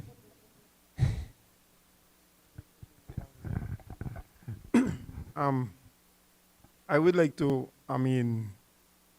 say with everything that the pastor has said this evening. I could remember about a month ago, I went down to Irish Town Bay Road. A Chinese supermarket is on the Bay Road there. Somebody told me that something I couldn't get in the other supermarket would be in that supermarket. So that was the first time I have ever been to that supermarket. And when I got there were a large number of children inside the supermarket. And the type of language they were using, I was kind of taken aback because they're looking at these people, they're hardly above the ground, but they're using language that I don't use. So then I turned to one and said, hey, why you don't stop behaving like that? All right? And the child started swinging at me. So I held him on his shoulder, and the others, like, they rushing towards me, and small children, I could just easily step on them. But they rushing towards me. Then one of them seemed as though he was a bit smarter than the rest. He said, mister, you're the police now? I said, yes, and I will lock you up. You understand? And then I asked, y'all don't go to church. One shout out, our church, burn out that. You understand? And these are the kind of things we are coming out of our little children's mouth. All right? And I was really, really amazed at what the pastor said. It's really true. Because when I was growing up, I'm a very late sleeper, but every time my grandmother come in and wake me up and I got to go to church, I have to go. Even though I don't want to go, I have to go. All right? And that was something religiously that we had to do every Sunday. We had to go to church. And then when church finished, I go to Sunday school, so like 2 o'clock you're still out your house. All right? And these are the kind of things that I think molded me because it gave us a fear for God. All right? And if you fear God, I think that a lot of things that you would not do. Just the other day I was driving in a vehicle with a little girl and her mother made a comment. And the little girl turned to her mother and said, Mommy, tell God you're sorry. And I felt so good. I felt so good to hear that coming from somebody, a little child. And so I think these are some of the things that we are to ensure, regardless of what. When Sunday comes, we are to send our children to church. You understand? Because, excuse me, of course, we need to go with them as well. And that is something that will help to mold us and help to guide us. All right? A lot of our children can't even pray. Every night before we go to bed, all of us, we must go on our knees and we must pray. All right? I grew up in a household with 15 grandchildren, and each one of us had to say our prayer before we go to sleep. All right? And these are the kind of things that are missing. All right? Children stop 3 and 4 o'clock playing video game, and in the morning they can't get up. They don't have nothing to do. And we are condoning those kind of behaviors. Children don't wash dishes anymore. I used to gotta get up every morning and wash the dishes. I sweep the yard and still got to reach school early. All right? And I mean, we spoke about licks. You understand?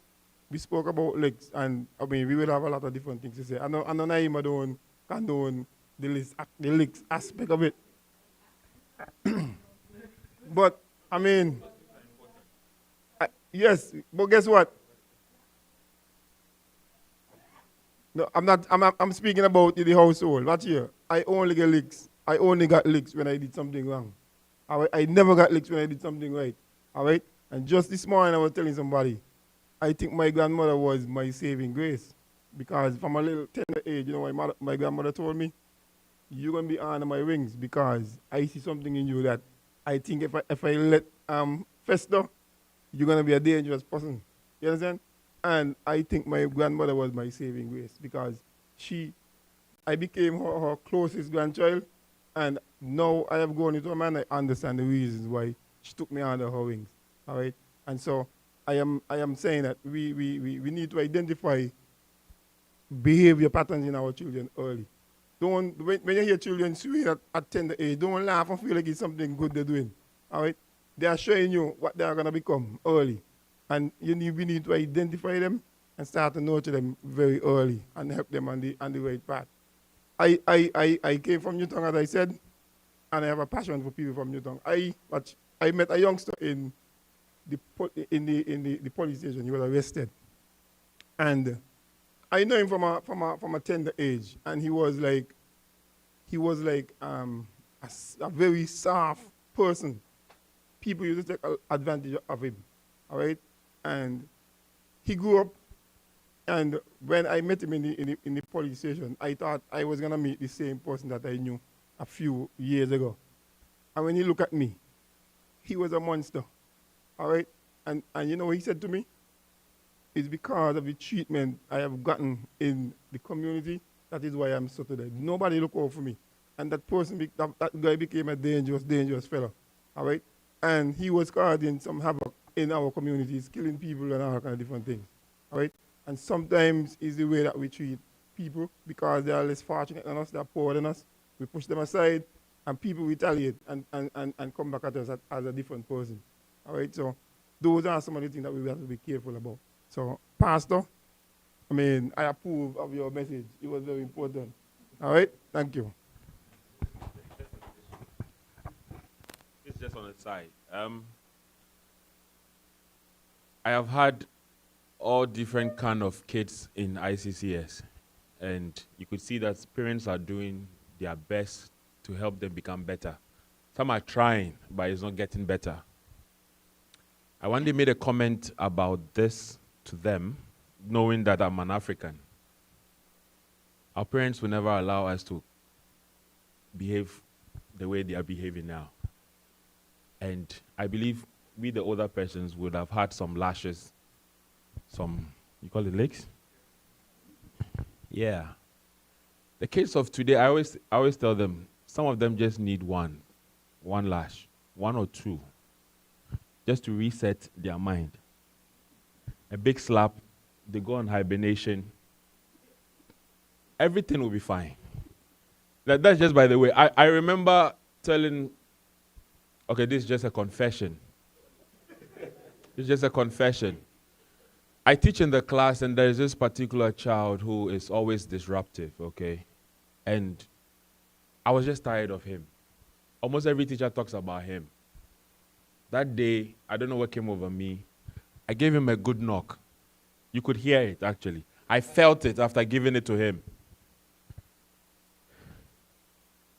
He said he was going to take me to court. I told him, even at the court, I will knock you again. Then after class, I called him, made him understand what made me do what I did. And since then, he's the most behaved student in the class. Every teacher is surprised. But of course, I don't have to tell everybody that. I'm telling you, but you don't know the guy already. Yeah. So I think that, of course, as a child, I wasn't that good. I had my struggles. Yes. And I have been caned 26 lashes by my social studies teacher. I had to sit on one bat, because the end of the cane was on this bat. It was hot. I had to sit on this one. I could say that that made me a better person. I advised myself. Some of the children we have now, you talk to them, you are talking to them, they are okay with it now. They are used to talking. Maybe you should change it a little. They'll be fine. A little.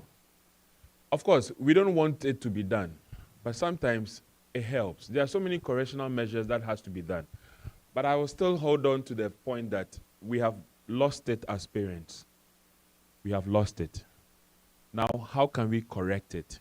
Now that they are 15 years, 20 years, most of the gang violent issues, the suspects are within the ages 23 to 35. That's the age. Of course, one of the other things is the economic situation of the country. Many of them are not having jobs. ICCS, we just advertised that we needed certain teachers. And within 1 hour, we had about almost 50 applicants. And I'm like, what is happening? Is there no jobs or something? And of course, when there is no jobs, I'm not in any way saying anything, but it is a point we are making. When they are idle, as we say, the devil finds work for the idle man. The idle man. So they need to be kept busy, especially at that age, with the youthful exuberance, the dynamism, the energy. We need to keep them busy.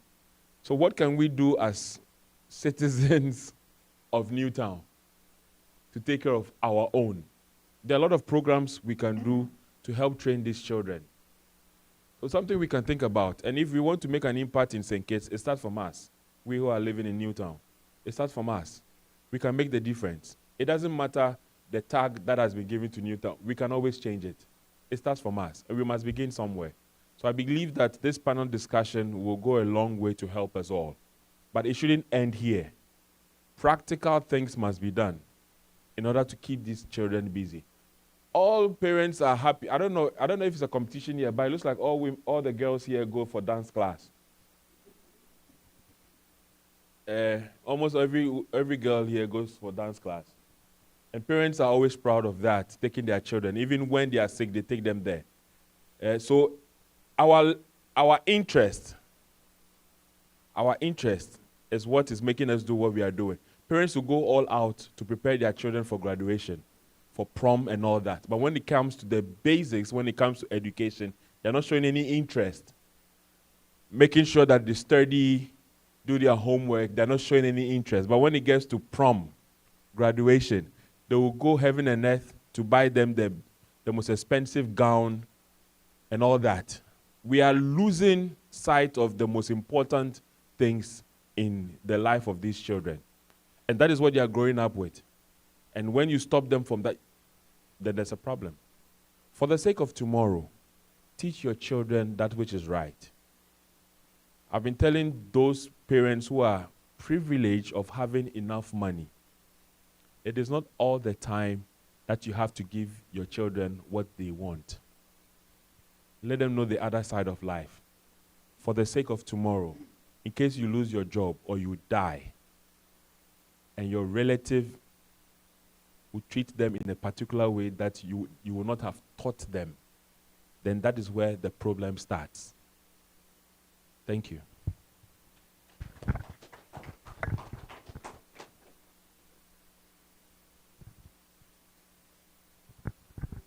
The mic in the back.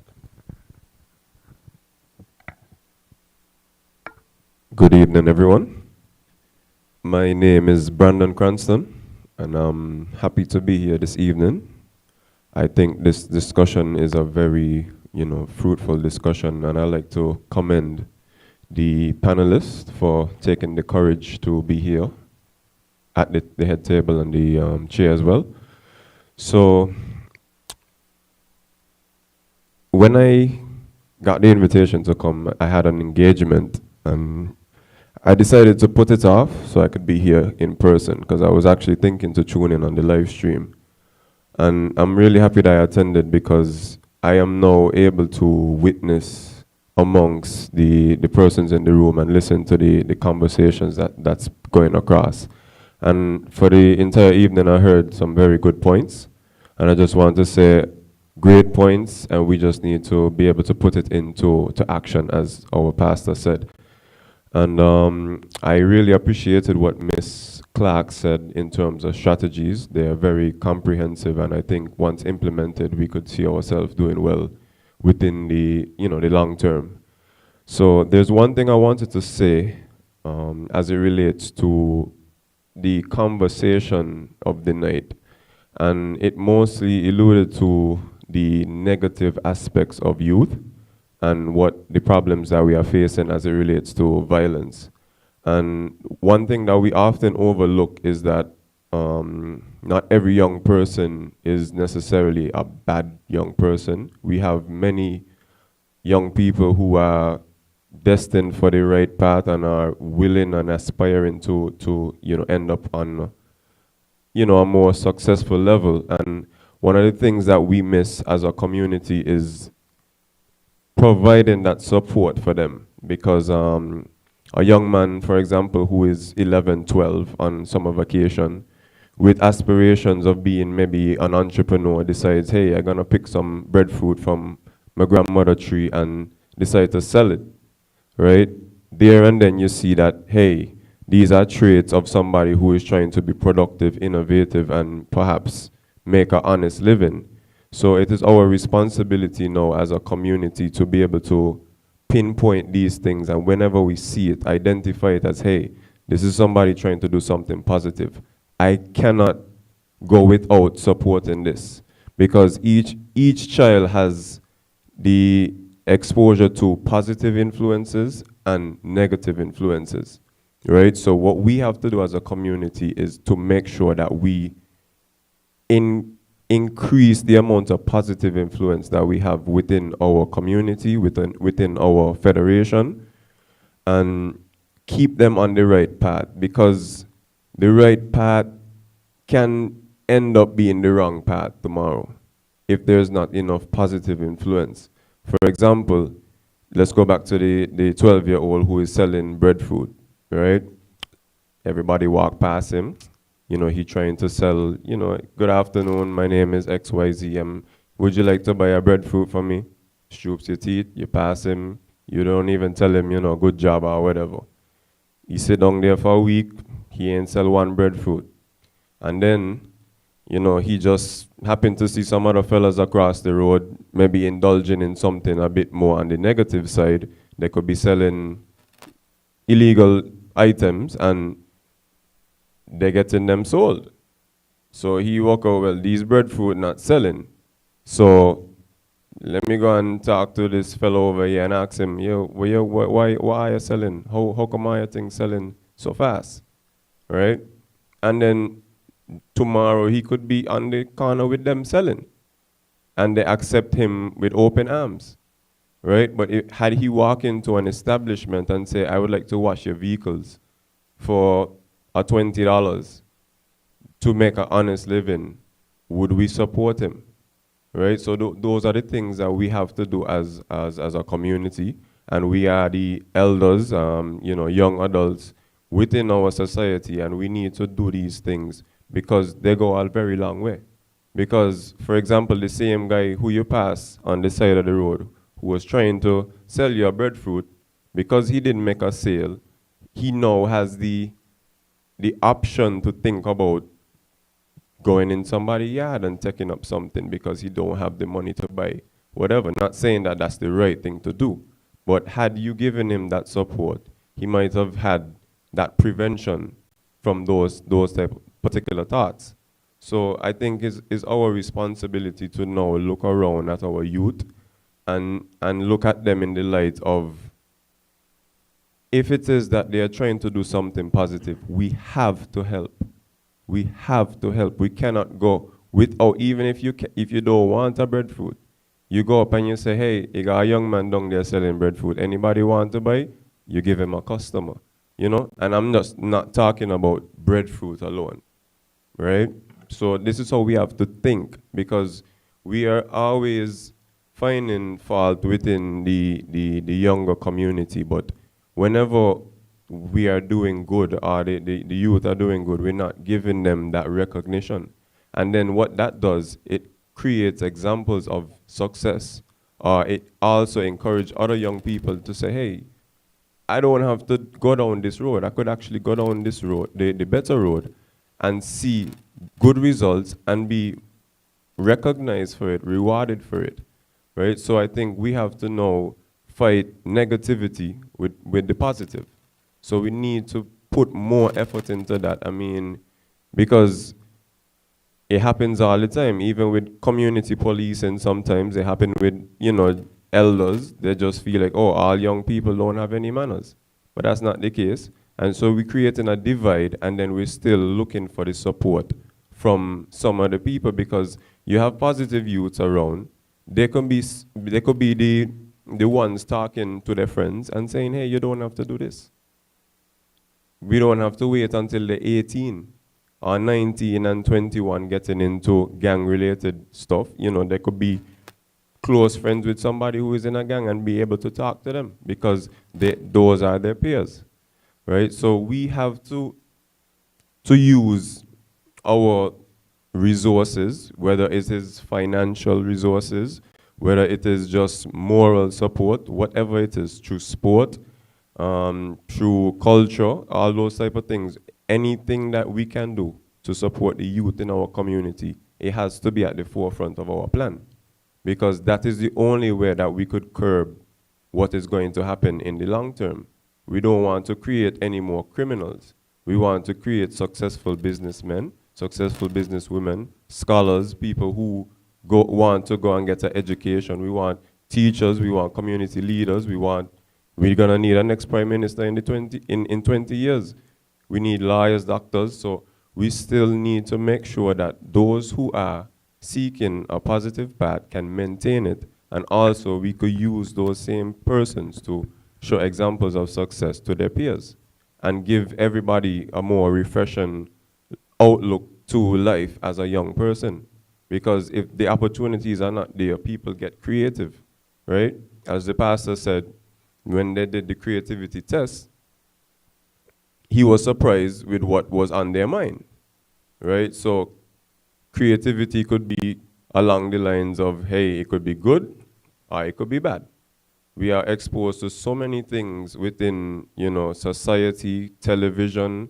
People are looking at Netflix and getting all kinds of ideas. So what we need to do is reinforce that in the minds that, hey, I can do good and still be on the right path. Because what if to them it's the inverse? This is what we're supposed to be doing. If you look at it from a marketing standpoint, right? The guns and drugs that are being displayed in music videos, they're outdoing the support that we're giving to the young people. And all of us at some point in time could have been, you know, guilty of it. So that is what we have to do now, to make sure that we support the persons who are trying, even trying. Because sometimes people are trying and they get fed up. And then tomorrow, they're just throwing the towel and say, hey, I'm in a gang. I'm doing the wrong thing. Or maybe this is the right thing to do because I tried that and it ain't work. You know, so we have to give that support. We have to. And if it is that we could encourage other persons within our reach to do the same, and that is the only way that we can create that conversion and retain the positive young individuals within our community.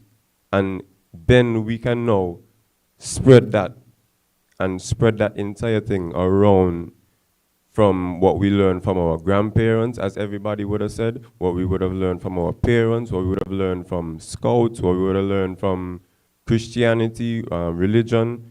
So those are the things that we need to do to ensure that we can maintain the positive piece of our society, because we cannot lose that while focusing on the negative, because we can just end up with a bunch of negative. And with that, I say, that's the end. Thank you. Thank you for that. Mr. Cranston. Yeah? Just to strengthen on what he said, another thing that we have to highlight when it comes to our culture, when people try things, we like to use the term, oh, you like to be in things. Oh, you always want to be, oh, you like to push up yourself. Nobody in life starts with something and they know it from, like, they just know it from there. They have to start from zero, right? So, if someone is trying something and it doesn't work, allow them to try something else and not discourage them. Oh, you just want to do this. Oh, you want to be a part of that. Why you always want to be in this? Why you want, like, how we come as a society to dictate what a person should do or shouldn't do, right? And that's something that we really need to cut completely, because it kills a lot of people's dreams, it kills a lot of people's aspirations in life. You understand? So, a lot of the negatives in our culture, we need to eliminate, and we need to adapt positive and reinforce positive mindsets and positive movements, especially when it comes to our children and even to us as adults. Because life hard, you know. And life is always a trying process. No matter what you do, you could have a master's degree, PhD, it doesn't matter. Life will always try at some point. So instead of trying to beat down the person because they're doing something that's beneficial to them and to the community, encourage them, support them. You might not be adverse to what they're into, but if you could see the positive outlook of it, then support it. Even if it's just to send a message, to send a broadcast, to send a post, to highlight certain things, just allowing them to have the opportunity to do it. Just do it, just allow them. I feel like that's something when it comes to our culture we really need to eliminate, because that's the only way we're gonna move forward. Instead of trying to beat down somebody because they're trying to actually do something with their life, and you're not taking it as something that you have to reflect on, like, yeah, okay, if they're gonna do that, then I have a dream, I have something that I want to do as well. We have to stop discouraging using these kind of terms, because it kills a lot of people's mindset, and they will go to the negative, because it's easy to jump to something that everybody could relate to. All right? Am I right?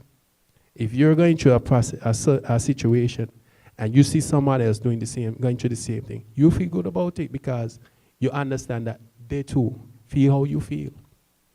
So let's take away that kind of mentality from there. And then only when we can actually see real results. Because if Brandon decides he wants to be a promoter, and Roma decides that she wants to be a singer, you know, or whatever you want to be in life, whatever dreams you have in life, just allow them to do it and they support. And that's how we're going to move forward as a nation. And then that's how we will understand what our culture is really about: encouraging each other, supporting each other, making an investment to each other.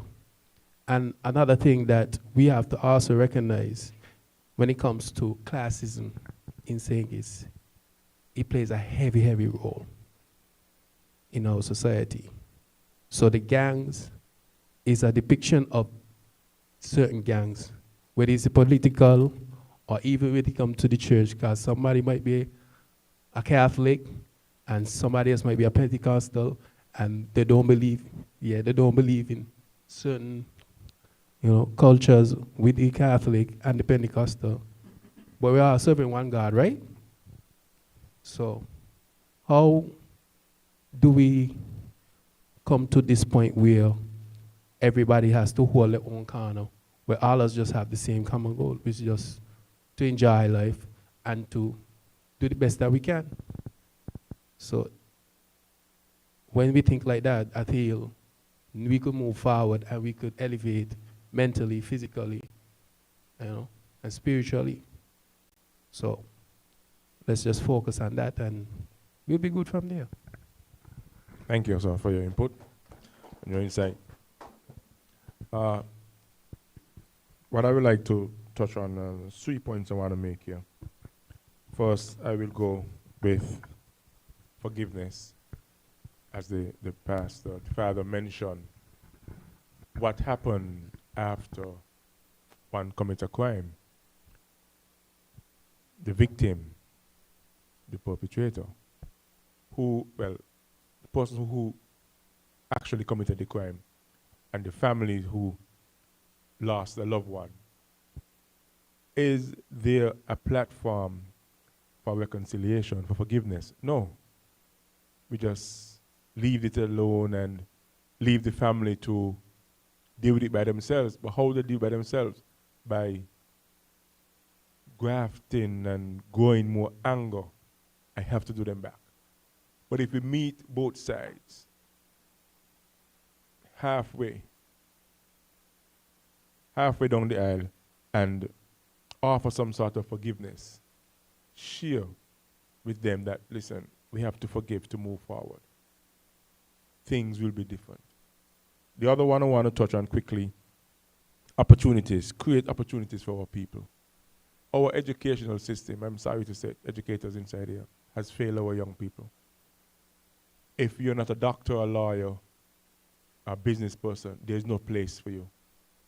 For me, growing up in your town, I wanted to be a fisherman so bad, but I couldn't sail, so I end up in business, right? But yes, and we have to go back to skills, teaching young people skills. We need plumbers, we need my yard needed cleaning for over 6 weeks. I can't nobody cut my yard. 6 weeks. I come in, they reach it. I had to get someone from Trinidad to come and cut my yard. Imagine that, right?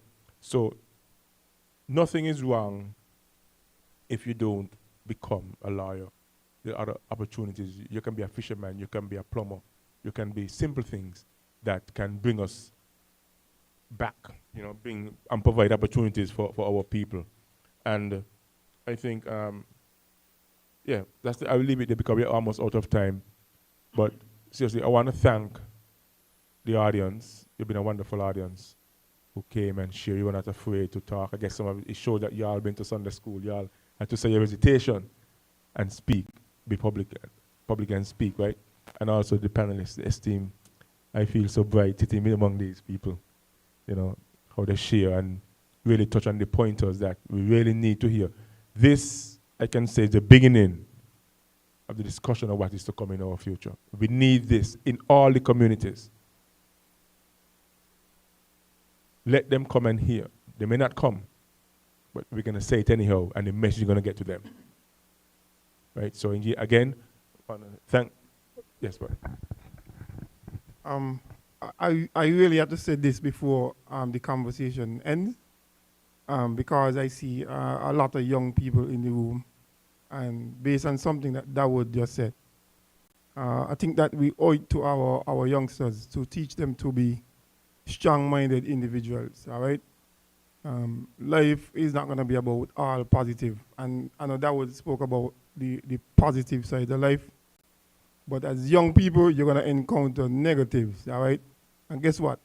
We all learn from negative stuff, all right? If life was just about positive, we'd be a bunch of fools going forward. And so we will encounter a lot of negativity, all right? But negativity is just a wall, just jump over it and move ahead and pay it no mind, all right? You got to learn to be strong in life. And I will tell you something that I did while growing up. And you have to identify positive persons who you could speak to, all right? I grew up in a household, there were no father figure in my household, all right? And so I would have needed somebody to teach me to be a man, all right? And I identified an individual, myself, because just being around that individual, they always, I mean, even though something may have happened, they would always embrace me and they would always guide me in the right direction. And so every time I felt down, all right, I always try to, even without letting that person know that I was doing that, all right, I reach out. Sometimes I go into the world of trouble because I could tell you, being a policeman from the tender age of 18, all right, you have to deal with everybody's problems, all right? You may be 18 and going out there to deal with persons who could be your mother, who could be your father, but you have to deal with the situation, not because you may be younger than the person. The world expect, or the country expect that you wear in a uniform and you're supposed to know everything. So I had a lot of challenges in life. But I had one individual who I always reach out to, and he has always guided me, he has always molded me, and always pointed me in the right direction. So young people, young folks on the inside here, look for that positive person in your life. And I always reach out to them, put your problem to them, and I will tell you this, never ever forget about God. Put God in the front of everything that you do. All right, any challenge, just reach out and it will be easy. All right, so that's my bit to the young people. Thank you very much. I would have loved to give the opportunity so everyone can wrap up, but we're out of time. So I apologize for that. So thank you all for coming, and thank you for the preparation you all put together to make this event a success. Thank you.